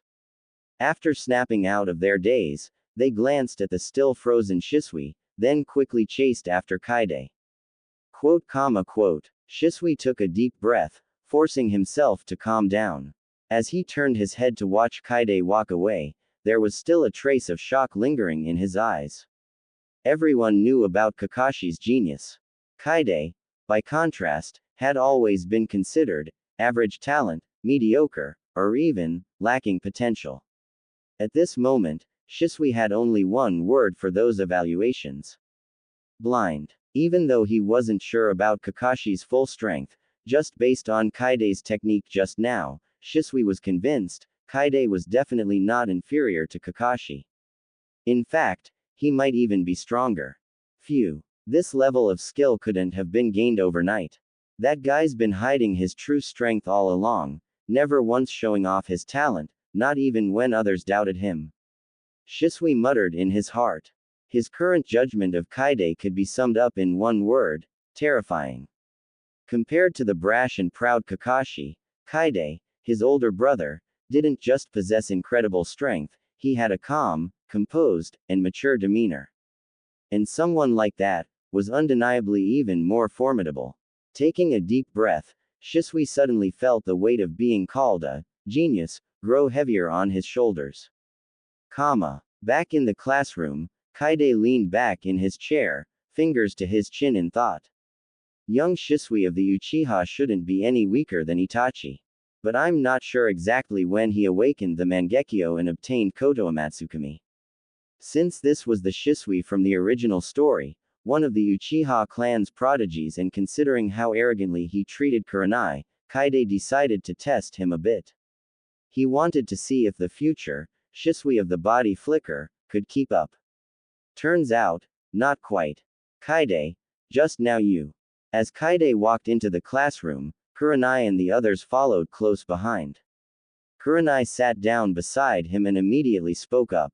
She didn't fully understand what had just happened, but it was clear as day that Shisui had been shaken by something. His expression and eyes had frozen on the spot. Oh, that. I was just saying hello to Shisui. No big deal. Kaide smiled casually. After all, they were already in the tense period before the Third Great Ninja War. Revealing a little of his strength wasn't a problem anymore. Kurenai stared at him with wide eyes and said, "But, you totally scared him, didn't you?" Kaide took out his textbook and placed it on the desk, thinking aloud, "Probably. I do have 2 more years of experience with ninjutsu, after all." Though he said it lightly, Kurenai knew full well that what had just happened was far from simple. Uchiha Shisui was one of the most famous geniuses in the whole academy. To shake someone like him, that was definitely worth bragging about. And yet Kaide acted as though nothing had happened. He joked and smiled just like always, as if it were no big deal. That unshakable demeanor only made Kurenai admire him even more. Compared to the boys who couldn't stop bragging at every little achievement, Kaide's charm was off the charts. Quote. Noticing the look in her eyes, Kaide sighed inwardly. This girl's expression, is she already planning to have my babies or something? Maybe I should tone it down a bit. But then again, he hadn't really done anything excessive. To be young. Kaide had wanted to truly enjoy this peaceful ninja school life, this sunshine-filled period without stress. That was his original plan from the start. Unfortunately, reality wouldn't allow it. No matter how much he tried to forget, he would still remember the looming Third Great Ninja War, the Nine Tails attack on Konoha, and Pain's destruction of the village. This was a dangerous world. A world where you needed strength to enjoy peace. Leaning back in his chair, Kaide stretched and muttered as he gazed out the window. If only this were some slice of life world. Kurenai tilted her head and asked, What did you just say, Kaide? Nothing. Just thinking about something. Kaide shook his head, then chuckled softly. Even if he had ended up in one of those relaxed worlds like Clannad or Kaguya-sama, Love is War, there'd still be different kinds of pressure pushing him forward. Unless you were born on top, stress always found a way. Being reborn with the power to manipulate time, and landing in Konoha before the Third Great Ninja War, honestly, that was already a pretty easy mode start. If he'd ended up in the Bloody Mist Village, where students killed each other during training, and then didn't even have the time manipulation ability, that would have been hell mode. With those thoughts in mind, Kaide calmly waited for today's training test while refining his chakra, feeling it flow smoothly through his body. Now that I think about it, the 8 gates technique shouldn't be that hard to train. He pondered, circulating chakra through his body and trying to pinpoint the locations of each of the 8 gates based on memory. He wanted to see if he could figure out how to train it on his own. The real difficulty of the 8 gates technique wasn't in unlocking them, it was the long-term discipline needed to master them. Otherwise, someone like Might Dai wouldn't have been able to create it in the first place. To put it simply, training the 8 gates was like writing the same character over and over again. If you had the willpower and persistence, you'd eventually get it. Whereas techniques like the Reaper Death Seal or Flying Thunder God, Those were like mathematical theorems on a global scale. Without talent, there was no chance. Although the 8 gates technique is relatively easy to get started with, even genin can begin developing it, it wasn't something Kaide could fully master in just a short moment. He did manage to locate the 8 positions of the gates within his body, but the real challenge lay in how to train and loosen them, and how to freely open and close them. That was the true essence of the 8 gates. Looks like I'll need a lot more practice. Kaide muttered to himself, deep in thought. He considered whether he should shortcut the process by asking Might Dai for guidance. Playing it safe, asking Dai directly would definitely be more reliable. After all, even if the method was simple and brute force, it was still a forbidden technique, one that might pose risks during development. That morning's academy test was a general physical ability assessment, including tasks like tree climbing and weighted runs. However, these were no big deal for any of the ninja students. Even Obito passed with relative ease. Once the test ended, Kaide returned home. After a quick meal and a bit of tidying up, he left again, heading into the village to look for Might Dai and Might Guy. Unfortunately, Dai was apparently out on a mission, and only Guy was training alone at their usual spot. Without Dai, Kaide couldn't set up a coincidental encounter to ask for guidance, but he wasn't in a rush. He returned home, grabbed the chakra blade White Fang, and headed for the forested mountains behind the village. This time, I think I'm finally ready. Arriving at his usual training spot, Kaide gripped the White Fang tightly, took a deep breath, and began training in earnest. He didn't create any shadow clones, this time he trained with his real body. After yesterday's sparring match with Kakashi, Kaide had continued training in the Hataki sword style at home and felt himself nearing the threshold of sensing chakra flow. The Hataki sword style, a blade technique that made White Fang's name feared across the entire ninja world, had 2 stages. The core of the first stage was chakra flow. This meant allowing chakra to flow naturally through the weapon, enhancing its sharpness and attack power. Once mastered, the power of the Hataki sword style would increase drastically. The second stage went a step further, chakra shape transformation. In this phase, flowing chakra is solidified into a razor-sharp form. Combined with the Hataki sword style, the destructive power would increase again by a huge margin. No matter what level a shinobi was at, mastering the first stage alone guaranteed Chunin level strength. The second stage pushed the user into Jonin level strength. Beyond that, depended entirely on talent. You might think reaching Jonin level makes the technique just average, but that's only because almost anything stronger than the Hataki sword style falls into the realm of forbidden techniques and secret arts. Techniques like the Flying Thunder God are simply out of reach for most ninja. Kaide had never once slacked off in his training with the Hataki blade style. That's because it required refined chakra control and was compatible with nearly every form of taijutsu. Even techniques like the 8 gates or sage mode could be used in tandem with it. Shish. Shish. Kaide continued to swing his blade.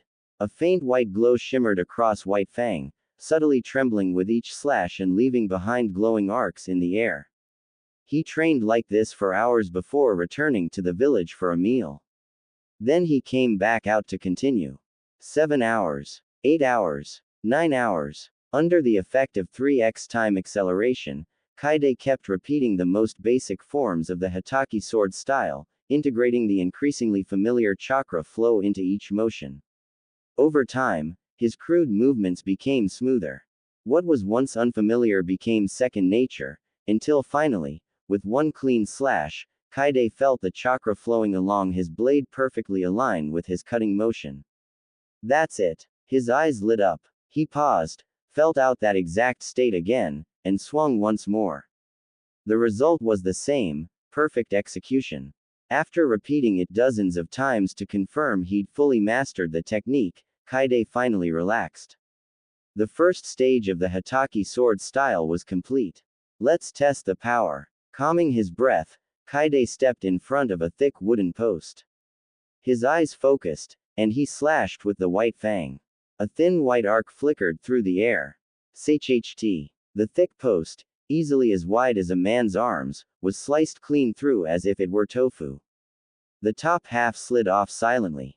Yeah, that's powerful. With White Fang and chakra flow, I could probably slice through an opponent's kunai with brute force. Kaide evaluated the strike quietly. The legends about White Fang were clearly true.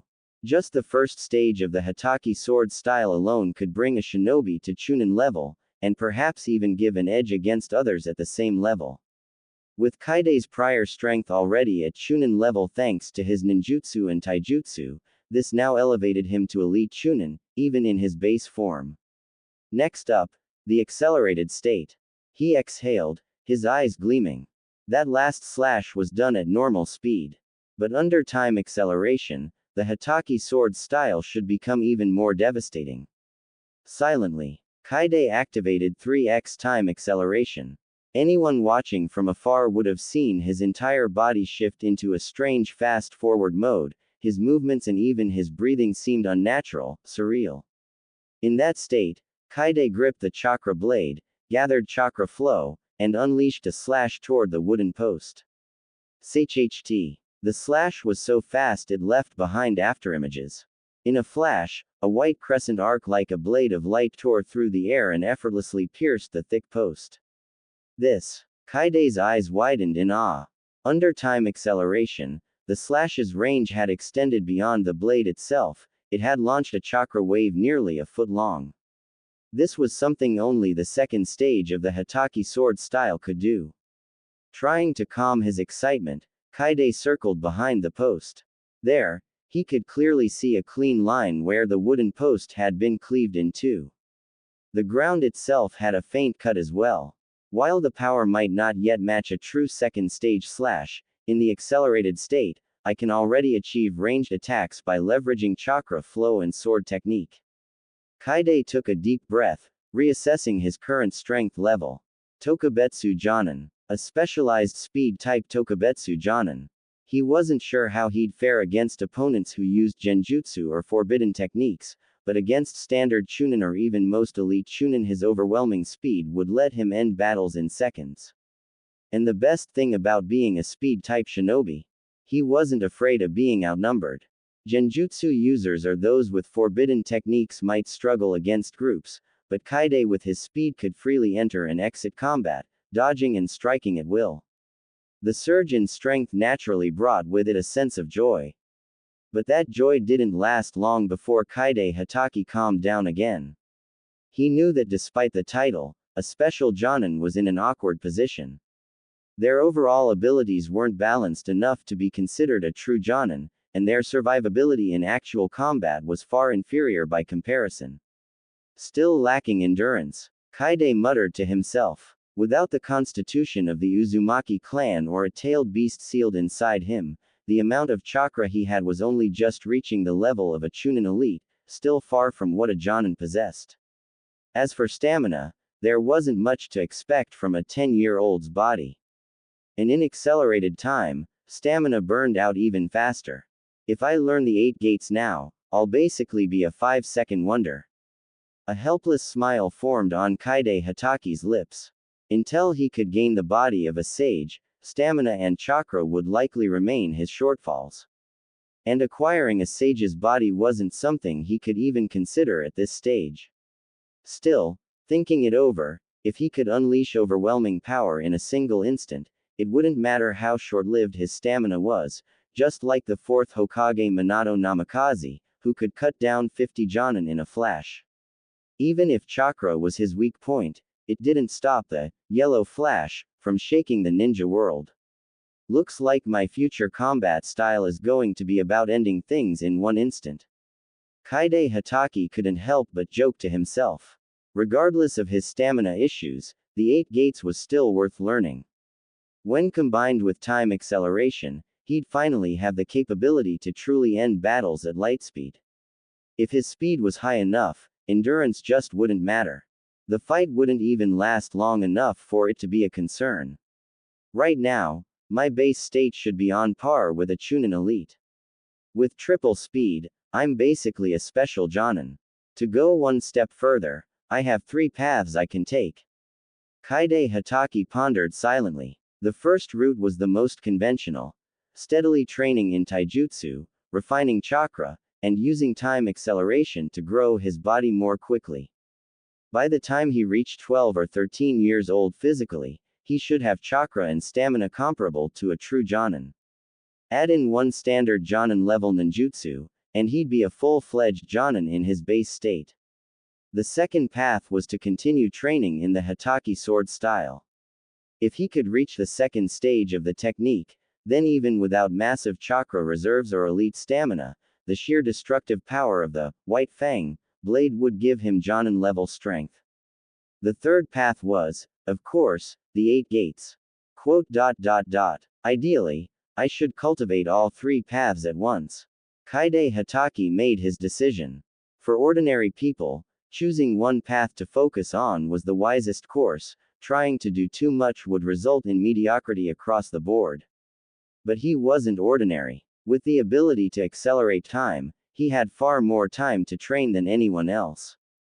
And if the illusory clock's power improved further, 4 times speed, 5 times speed, then he'd absolutely have the capacity to walk all 3 paths at once. Let's set a small goal. Reach Jonin level in 6 months. Kaide Hatake clenched his fist and took a deep breath. Jonin. By that, he meant reaching Jonin level strength in his normal state. If he could achieve that, then under triple or even quadruple speed, he might truly reach the level of Minato Namikaze, slaying Jonin like cutting vegetables. Only by reaching that level would he have real survival power in the looming Third Great Ninja War. Otherwise, a random accident might take him out before he ever had a chance to shine. Leaving his training grounds, Kaide Hatake returned to the village. The security's gotten tighter again. Compared to a few days ago, there were noticeably more patrol ninjas on the streets today, and their patrol frequency had increased as well, and this was just the visible side. In the shadows, the Anbu and the Hokage's surveillance corps were surely watching every corner of the village, hunting for enemy spies who might have slipped in. Kaide Hatake could feel eyes on him. Someone had clearly investigated him. After confirming there was nothing suspicious, the feeling of being watched gradually faded. It wasn't a pleasant experience, but such scrutiny was inevitable in the tense days before a ninja war. Every village was sending spies and trying everything they could to gather intel. Because of his accelerated training sessions, the food in his fridge was running out quickly, so he needed to restock every few days. He made his way to the food market for more supplies. He hadn't gone far when, from the nearby butcher shop, a familiar voice called out. Kaide Hatake glanced over and saw a familiar figure holding a grocery bag, standing in front of the beef vendor, glaring at the shopkeeper. What? Beef is up to 450 ryo now. Hey, that's way too expensive. Might Dai protested with visible dismay. The shopkeeper just shrugged. That's the wholesale price, it's not like I'm trying to scam anyone. Because of the rising tensions in the ninja world, prices were inevitably climbing. While Konoha was still relatively stable, their supply routes were strained, and to prevent enemy sabotage, large shipments now required ninja escorts, which increased costs further. This is brutal. Might Dai scratched his head, visibly troubled. He was only a genin, and since he couldn't find a team to join, the missions he could take were extremely limited. The rise in living costs hit him hard, but his son Might Dai was still growing and needed meat in his diet every day. After struggling for a while, Dai finally bought a smaller piece of beef, figuring he could cut back his own portions to make it work. Tough life, huh? Kaide Hatake murmured to himself, watching the scene unfold. He himself was doing fine. Though Sakumo had passed, he'd left behind a sizable inheritance, enough for both Kaide and Kakashi to live comfortably for years. On top of that, Kakashi was already a chunin and could support himself. That said, if Might Dai could open all 8 gates and defeat the 7 ninja swordsmen of the mist, then even just opening 7 gates should put him at Jonin level. If not a full Jonin, at least a chunin promotion should have been possible. But the missions he took were mostly menial tasks, cleaning garbage, finding lost cats, and the like, offering no room to showcase his strength. So no one in Konoha had any clue about his real abilities. After thinking it over, Kaide Hatake quickly bought his groceries and returned home. He made a simple meal and ate, then left again, this time, to look for Might Dai. It didn't take long. Kaide quickly found Might Dai. Just as he expected, after returning from a mission and having dinner with Guy, the two had begun their training. They were currently running laps around Konoha. Kaide thought for a moment, then took another route and also began running around the village. After a while, he, naturally, caught up with Dai and Guy. "You're training too, Guy?"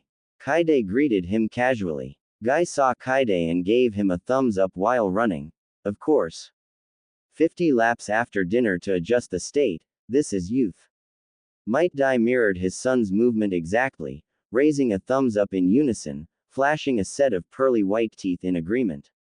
This bizarre scene made passers-by on both sides of the street give them strange looks. Kaide felt a little helpless.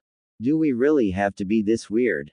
Even he was getting attention from others just for running with them. He could vaguely hear people whispering, "Someone's actually hanging around with those two." Which made him mentally sigh. While running, Guy turned to Kaide and asked, "Huff, Huff, by the way, where's Kakashi? Didn't you train together?" Guy still seemed more interested in Kakashi than Kaide. He probably went to train on his own. Kaide knew Kakashi hadn't taken any missions recently, and if he wasn't home, he was likely out training somewhere. They rarely trained together. Guy gave him another thumbs up and grinned, "I see, I didn't expect you to do this kind of basic training too."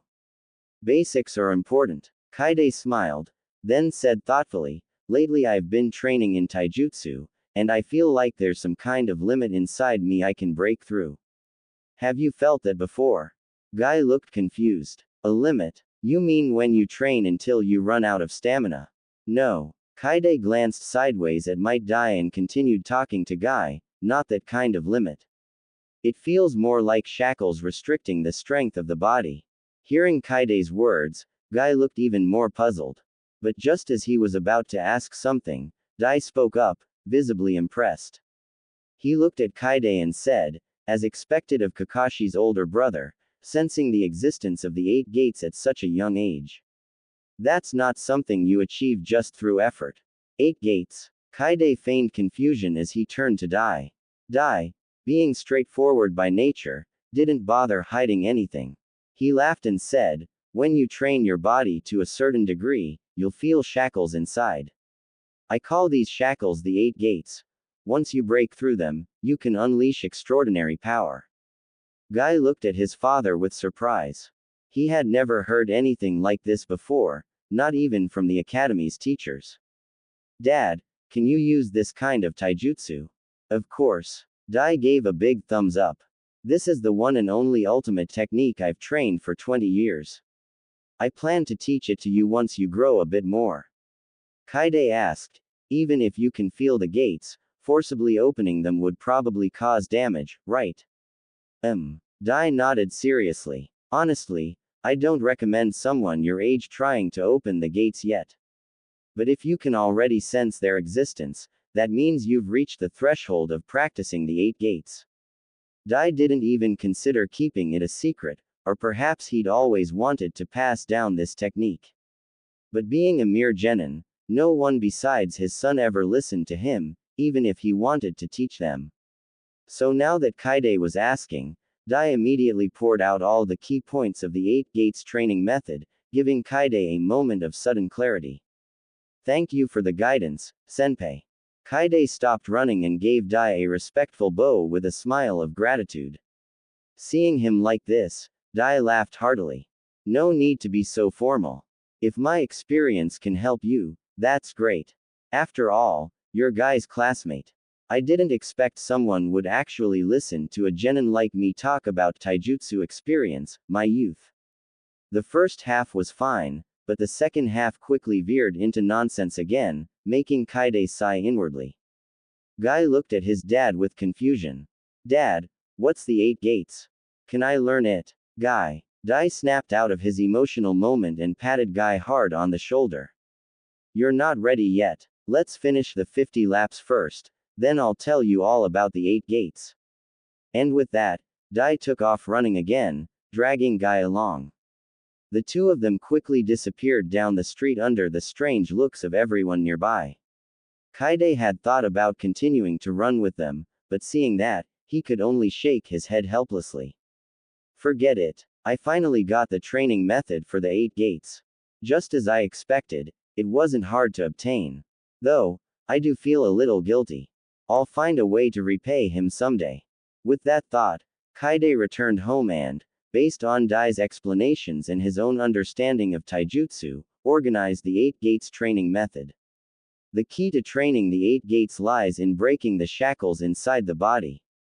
However, forcibly opening them causes internal damage to the chakra network, so it requires specific preparation and adaptation training, namely, resistance training. Early stage practice involves using tools like weights to put the body under constant stress. That way, once the weights are removed, the body becomes more adapted to breaking through the 8 gates. Training essentially revolves around repeating this process. So I'll need to buy some weights. Kaide rummaged through his ninja gear and found some old training weights, but none of them were heavy enough. They were fine for ordinary training, but not for beginning 8 gates practice. Still, weights weren't hard to come by. Ninja villages never lacked training tools, and the inheritance left by Sakumo was more than enough to cover the cost. Soon after, Kaide spent a decent amount of money and bought a full set of weights. Unlike the ankle weights Rock Lee wore in the original series, his set included everything: vest, wrist guards, and leg weights, a complete outfit. I have no idea what this stuff's made of, but the weight doesn't make sense. After studying the weights for a bit, Kaide concluded they were another one of those unscientific items like the blood-absorbing executioner's blade or the endlessly stretching kusanagi sword, likely made with some special crafting methods. So heavy. Once he put them all on, he could feel a huge increase in body weight. Even walking felt unstable at first, but after a while, he slowly adapted. After purchasing ninja tools and obtaining the training method, everything was ready. Kaide took a nap first. In his accelerated time state, he woke up after about 2.5 hours in the real world. After having a meal, he headed to his usual training spot. Kaide's usual training ground was located behind the mountains of Konoha. It was also a place where many people came to train, but now it was nighttime and completely deserted. Under the moonlight, Kaide began his intense training. The 8 gates technique was something that could only be mastered through sheer hard work. There was no shortcut, no wild ideas like permanently opening the gates or training in reverse, those were pure nonsense and practically impossible. 4 hours passed. At some point, Kaide had taken off his weights and was resting against a rock. His clothes were completely soaked in sweat, as if he had just been pulled from a river. Training the 8 gates was far more grueling than regular ninjutsu or taijutsu exercises. Even with his time acceleration ability, it only sped up his time relative to the outside world. The effort and strain of training itself could not be bypassed. Huff. This was already his 7th rest break. Although his body had recovered somewhat, Kaide still leaned there, reluctant to move. 4 hours at 3 times acceleration equals 12 hours of continuous training. That's enough for now. I'll go home and rest, then continue. Feeling mentally fatigued, Kaide decided to stop. He stood up, picked up his discarded weights, and was about to head back. But then, he suddenly paused. He stopped what he was doing and set the weights down again, listening intently. Rustle, rustle, faint sounds echoed from within the woods. Someone seemed to be moving through the trees.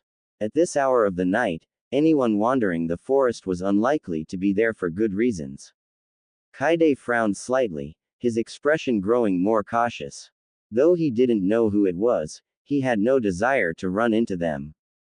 Judging from the sound of the movement, they seemed to be heading in his direction and would likely pass by nearby. Huff. Judging the intruder's position, Kaide moved around the back of the rock to avoid detection. The footsteps swept past on one side and gradually faded into the distance, seemingly unaware of his presence. However, almost the very next instant after the footsteps vanished, a sudden flash of silver burst through the night air. Accompanied by the whoosh of slicing wind, 7 or 8 shuriken rained down toward Kaide's hiding spot, cutting off all possible escape routes. Shit! Kaide cursed. The chakra blade already gripped in his right hand flicked out in swift, precise motions, knocking the shuriken away. At the same time, he leapt atop the rock and looked in the direction the attack had come from. Under the moonlight, a figure could clearly be seen. Though the symbol on his forehead protector wasn't Konoha's, Kaide recognized it instantly. Kurigakure. A ninja from the Hidden Mist village. So it's just a brat. Rin Kinuya narrowed his eyes coldly and charged at Kaide, drawing a short sword and slashing at him. He was a scout from the Hidden Mist, a sensory-type elite chunin. After some effort, he had slipped into the Land of Fire, planning to try and infiltrate Konoha. But then he sensed Kaide's chakra. His first reaction was shock, he thought he had walked into an ambush. But after carefully analyzing the chakra, he realized it belonged to just one person, and the chakra level wasn't high.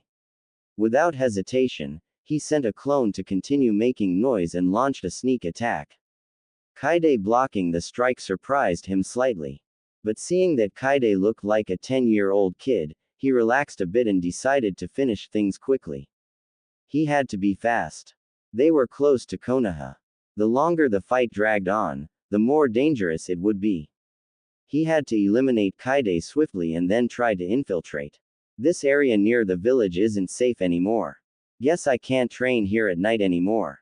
Seeing Rin Kinuya radiate killing intent without even attempting conversation, Kaide's thoughts raced. He met the attack head-on with his blade, White Fang. Clang, clang, clash. Kaide's chakra blade White Fang clashed fiercely with Rin Kinuya's short sword under the moonlight, sparks flying and metal ringing out. In just a few seconds, they exchanged over a dozen blows. From initial bloodlust to growing surprise, Rin Kinuya realized that this kid wasn't as easy to handle as expected. Silver hair, chakra blade, could this be the son of White Fang mentioned in the intel? Rin Kinuya's eyes flashed with recognition. It had to be. Hatake Kakashi's reputation as a genius had spread through Konoha, and naturally, he was on the Hidden Mist's assassination list. No one wanted Konoha to produce another White Fang. Killing this kid would be a huge accomplishment. Even if he failed to gather intelligence, returning with this success would suffice. Compared to risking everything to infiltrate Konoha, taking out a kid was a much better option. Besides, now that Kaide had spotted him, he couldn't just leave him alive. Whoosh. With that thought, Rin Kinuya's killing intent surged. After another exchange of blows, he leapt back, biting down on his short sword and forming hand seals rapidly. Ninjutsu. Hidden Mist Technique. Wind Style. Gale Force Jutsu. But before the mist could spread, Kaide seemed to predict it in advance. At nearly the same moment, he released his own wind-style jutsu.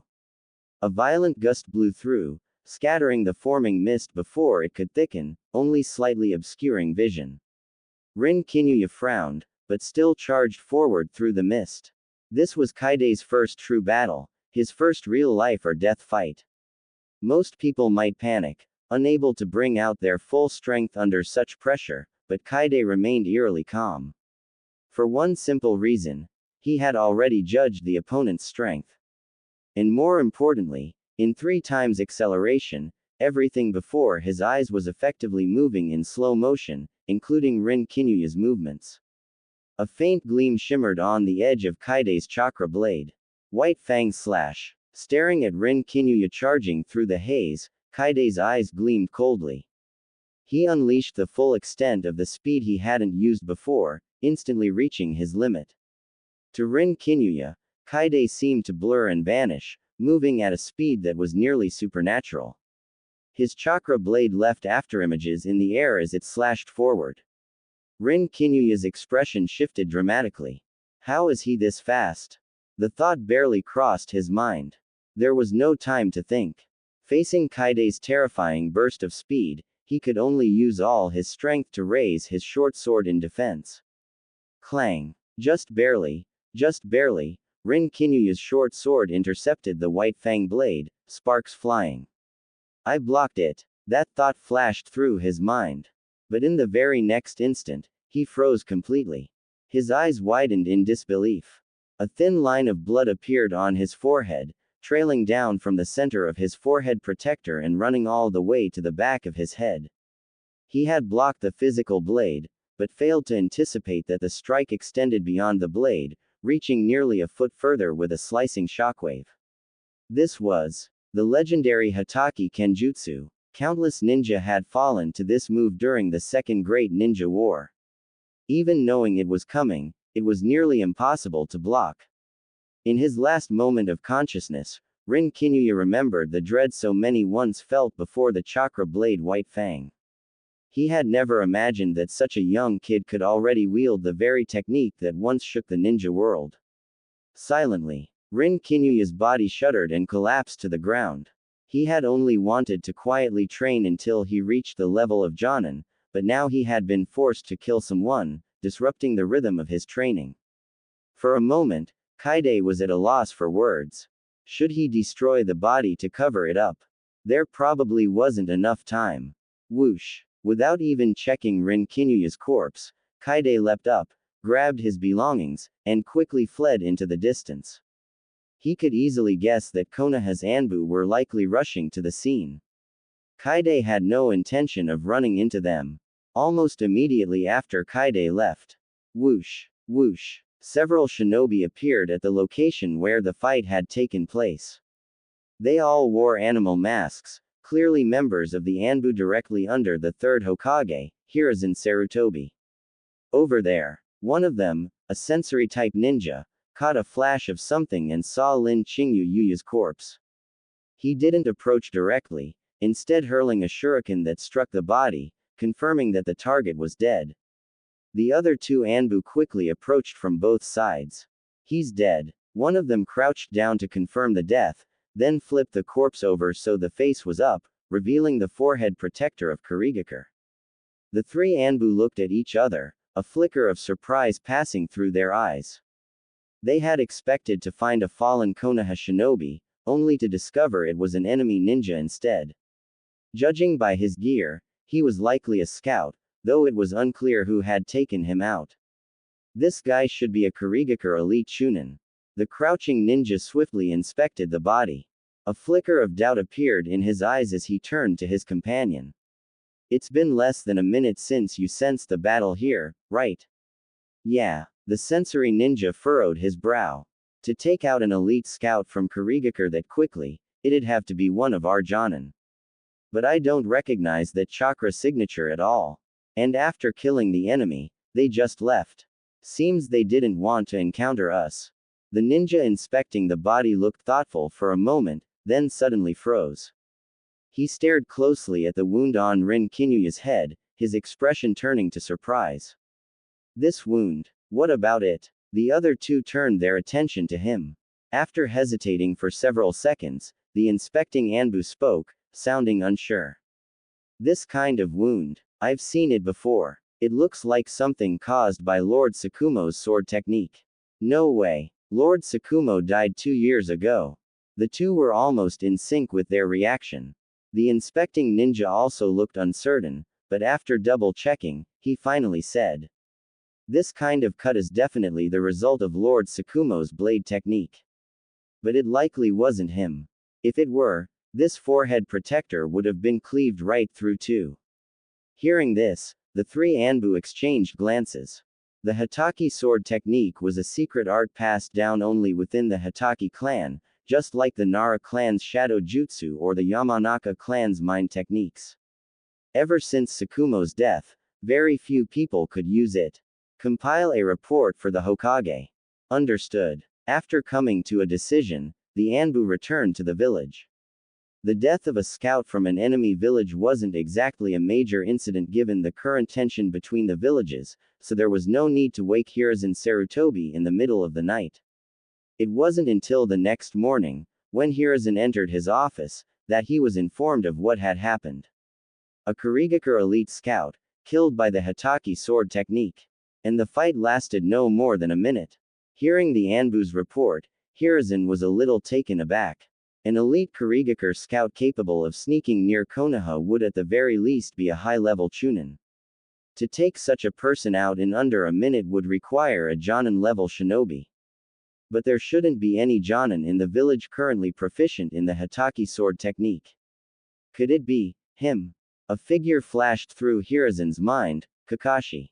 His heart trembled slightly. Killing a Kurigakure scout in under a minute, had Kakashi already grown that powerful? He wasn't even 8 years old yet.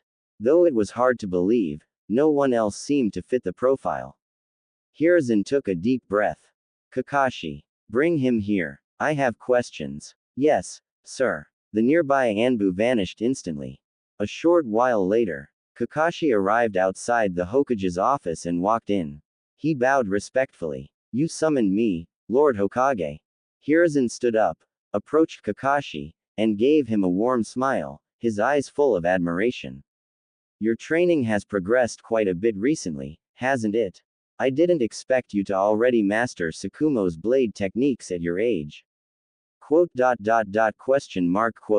Kakashi froze. Hiruzen patted Kakashi's shoulder and said with a smile, seeing you now reminds me of Tsukumo in his youth. Don't you have something you want to report to me? Kakashi looked at Hiruzen, utterly puzzled. After hesitating, he asked, Lord Hokage, what exactly are you referring to? Hiruzen was slightly surprised, but then smiled again. He hadn't expected the proud and impulsive Kakashi to have learned how to hide things. It seemed the boy had truly grown up. Maybe it wouldn't be long before Kakashi could truly take on the duties of a Jonin. If he'd known this earlier, there might have been no need to have Minato guide him. Clack. Hiruzen raised his hand and tossed something toward Kakashi. Kakashi caught it and saw that it was a Kurigakure forehead protector, stained with dried blood and marked by a clean cut across the middle, as though it had been sliced by a sharp blade. Utterly baffled by the Hokage's gesture, Kakashi looked even more confused, lost in thought as he turned to Hiruzen. Quote. Still not remembering, Hiruzen took a sip of tea, his expression calm. Knowing how to hide was a good quality, but once the Hokage knew, it was time to report the full situation. Kakashi's mind raced, but he truly couldn't recall anything involving the forehead protector. After a long silence, he finally asked, Lord Hokage, this forehead protector, what exactly? Hiruzen frowned slightly, surprised that Kakashi was still denying it. His tone turned colder. The battle last night. I want you to explain it.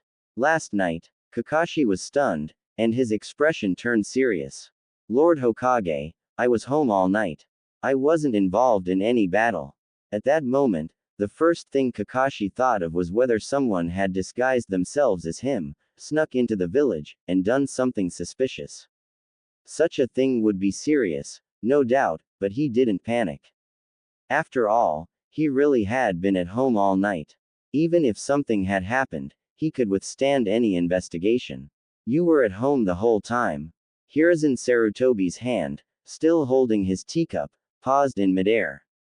He looked at Kakashi in surprise, sensing that Kakashi wasn't pretending or playing dumb. After a brief moment of confusion, Hiruzen gestured with one hand. An Anbu ninja instantly appeared in the office.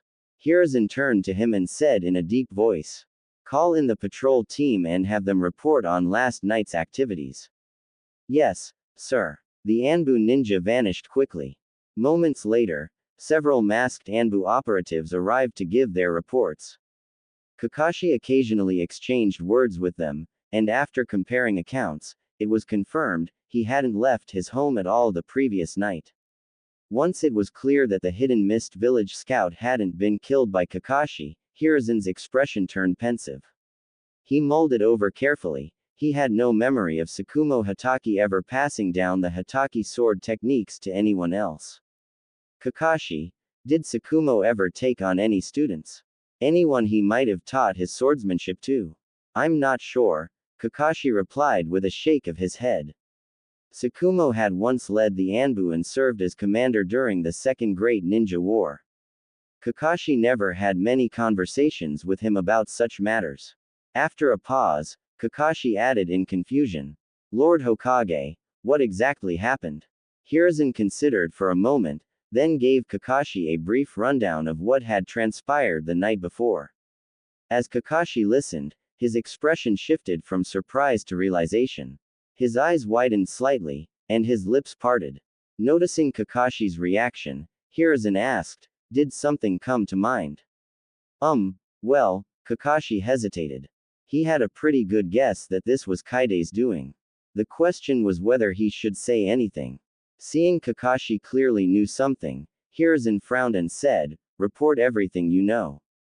In full detail. Since Kaide hadn't asked him to keep this quiet, Kakashi figured there was no need to hide it and said, if that's the case, then I think I know who might have done it.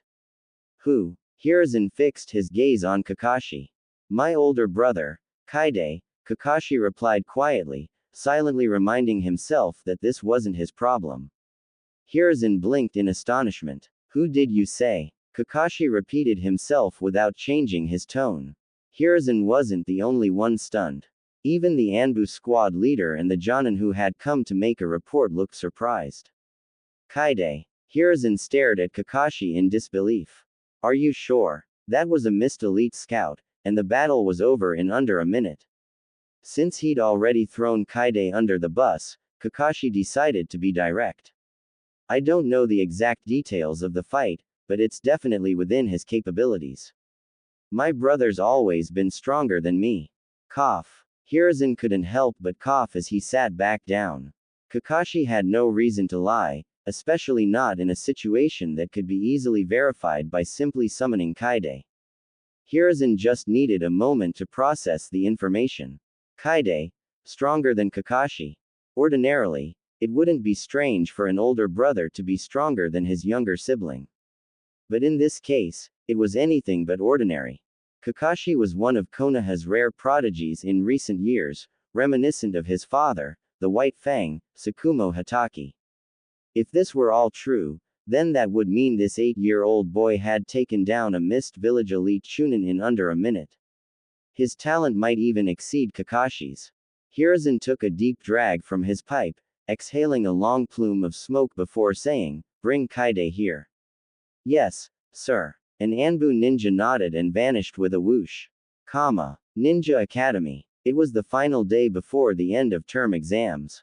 Kaide's class was currently gathered on the training grounds, lined up in rows. In the open space at the front, two students were locked in a fierce sparring match. Clang, clang, clang. Kunai clashed with crisp metallic notes, sending sparks flying. Ya! Uchiha Obito let out a loud shout, bringing his kunai down with full force. He pushed his opponent back and immediately threw his kunai, forcing another step of retreat. Then he rapidly formed hand seals. Fire style. Fireball jutsu. This time, the jutsu didn't fail, it was successfully cast. A giant fireball roared toward his opponent, who looked horrified, clearly unable to dodge in time. Whoosh! A Chunin instructor stepped in, flashing into view and swiftly weaving hand signs. Water style. Water wall. Splash. Water surged up and collided with the fireball. With a sizzling hiss, the jutsu was extinguished. After suppressing the flames, the instructor straightened up and announced, Uchiha Obito wins. Yes. Obito pumped his fist and cheered, practically bursting with excitement. He'd finally done it. No embarrassing failure this time. Looking back, he saw Rin Nohara and the other students clapping for him, filling him with satisfaction. As he walked back toward the group, he shot Kaide a smug look and tilted his chin. Kaide, however, didn't react at all. He simply stood calmly, applauding like the others. His eyes, deep and unreadable, gave away none of his thoughts. Kaide, Are you in a bad mood? Kurenai Yuhi had already noticed that Kaide seemed a bit off today. After the applause, she quietly asked him in a low voice. No. Kaide shook his head and replied, just thinking about something. As Kaide stood lost in thought, the Chunin instructor pulled out the list of matches and called out the names of the next pair. Next match. Hitaki Kaide vs. Hyuga Homan. All eyes turned toward Kaide and Hyuga Homan. Homan stepped out of the group, his tone calm. Not a bad matchup. Let me show you the strength of the noble Hyuga clan, Kaide. He had held a bit of a grudge against Kaide for something that happened earlier, but not enough to start trouble like a child. This sparring match was the perfect way to settle things.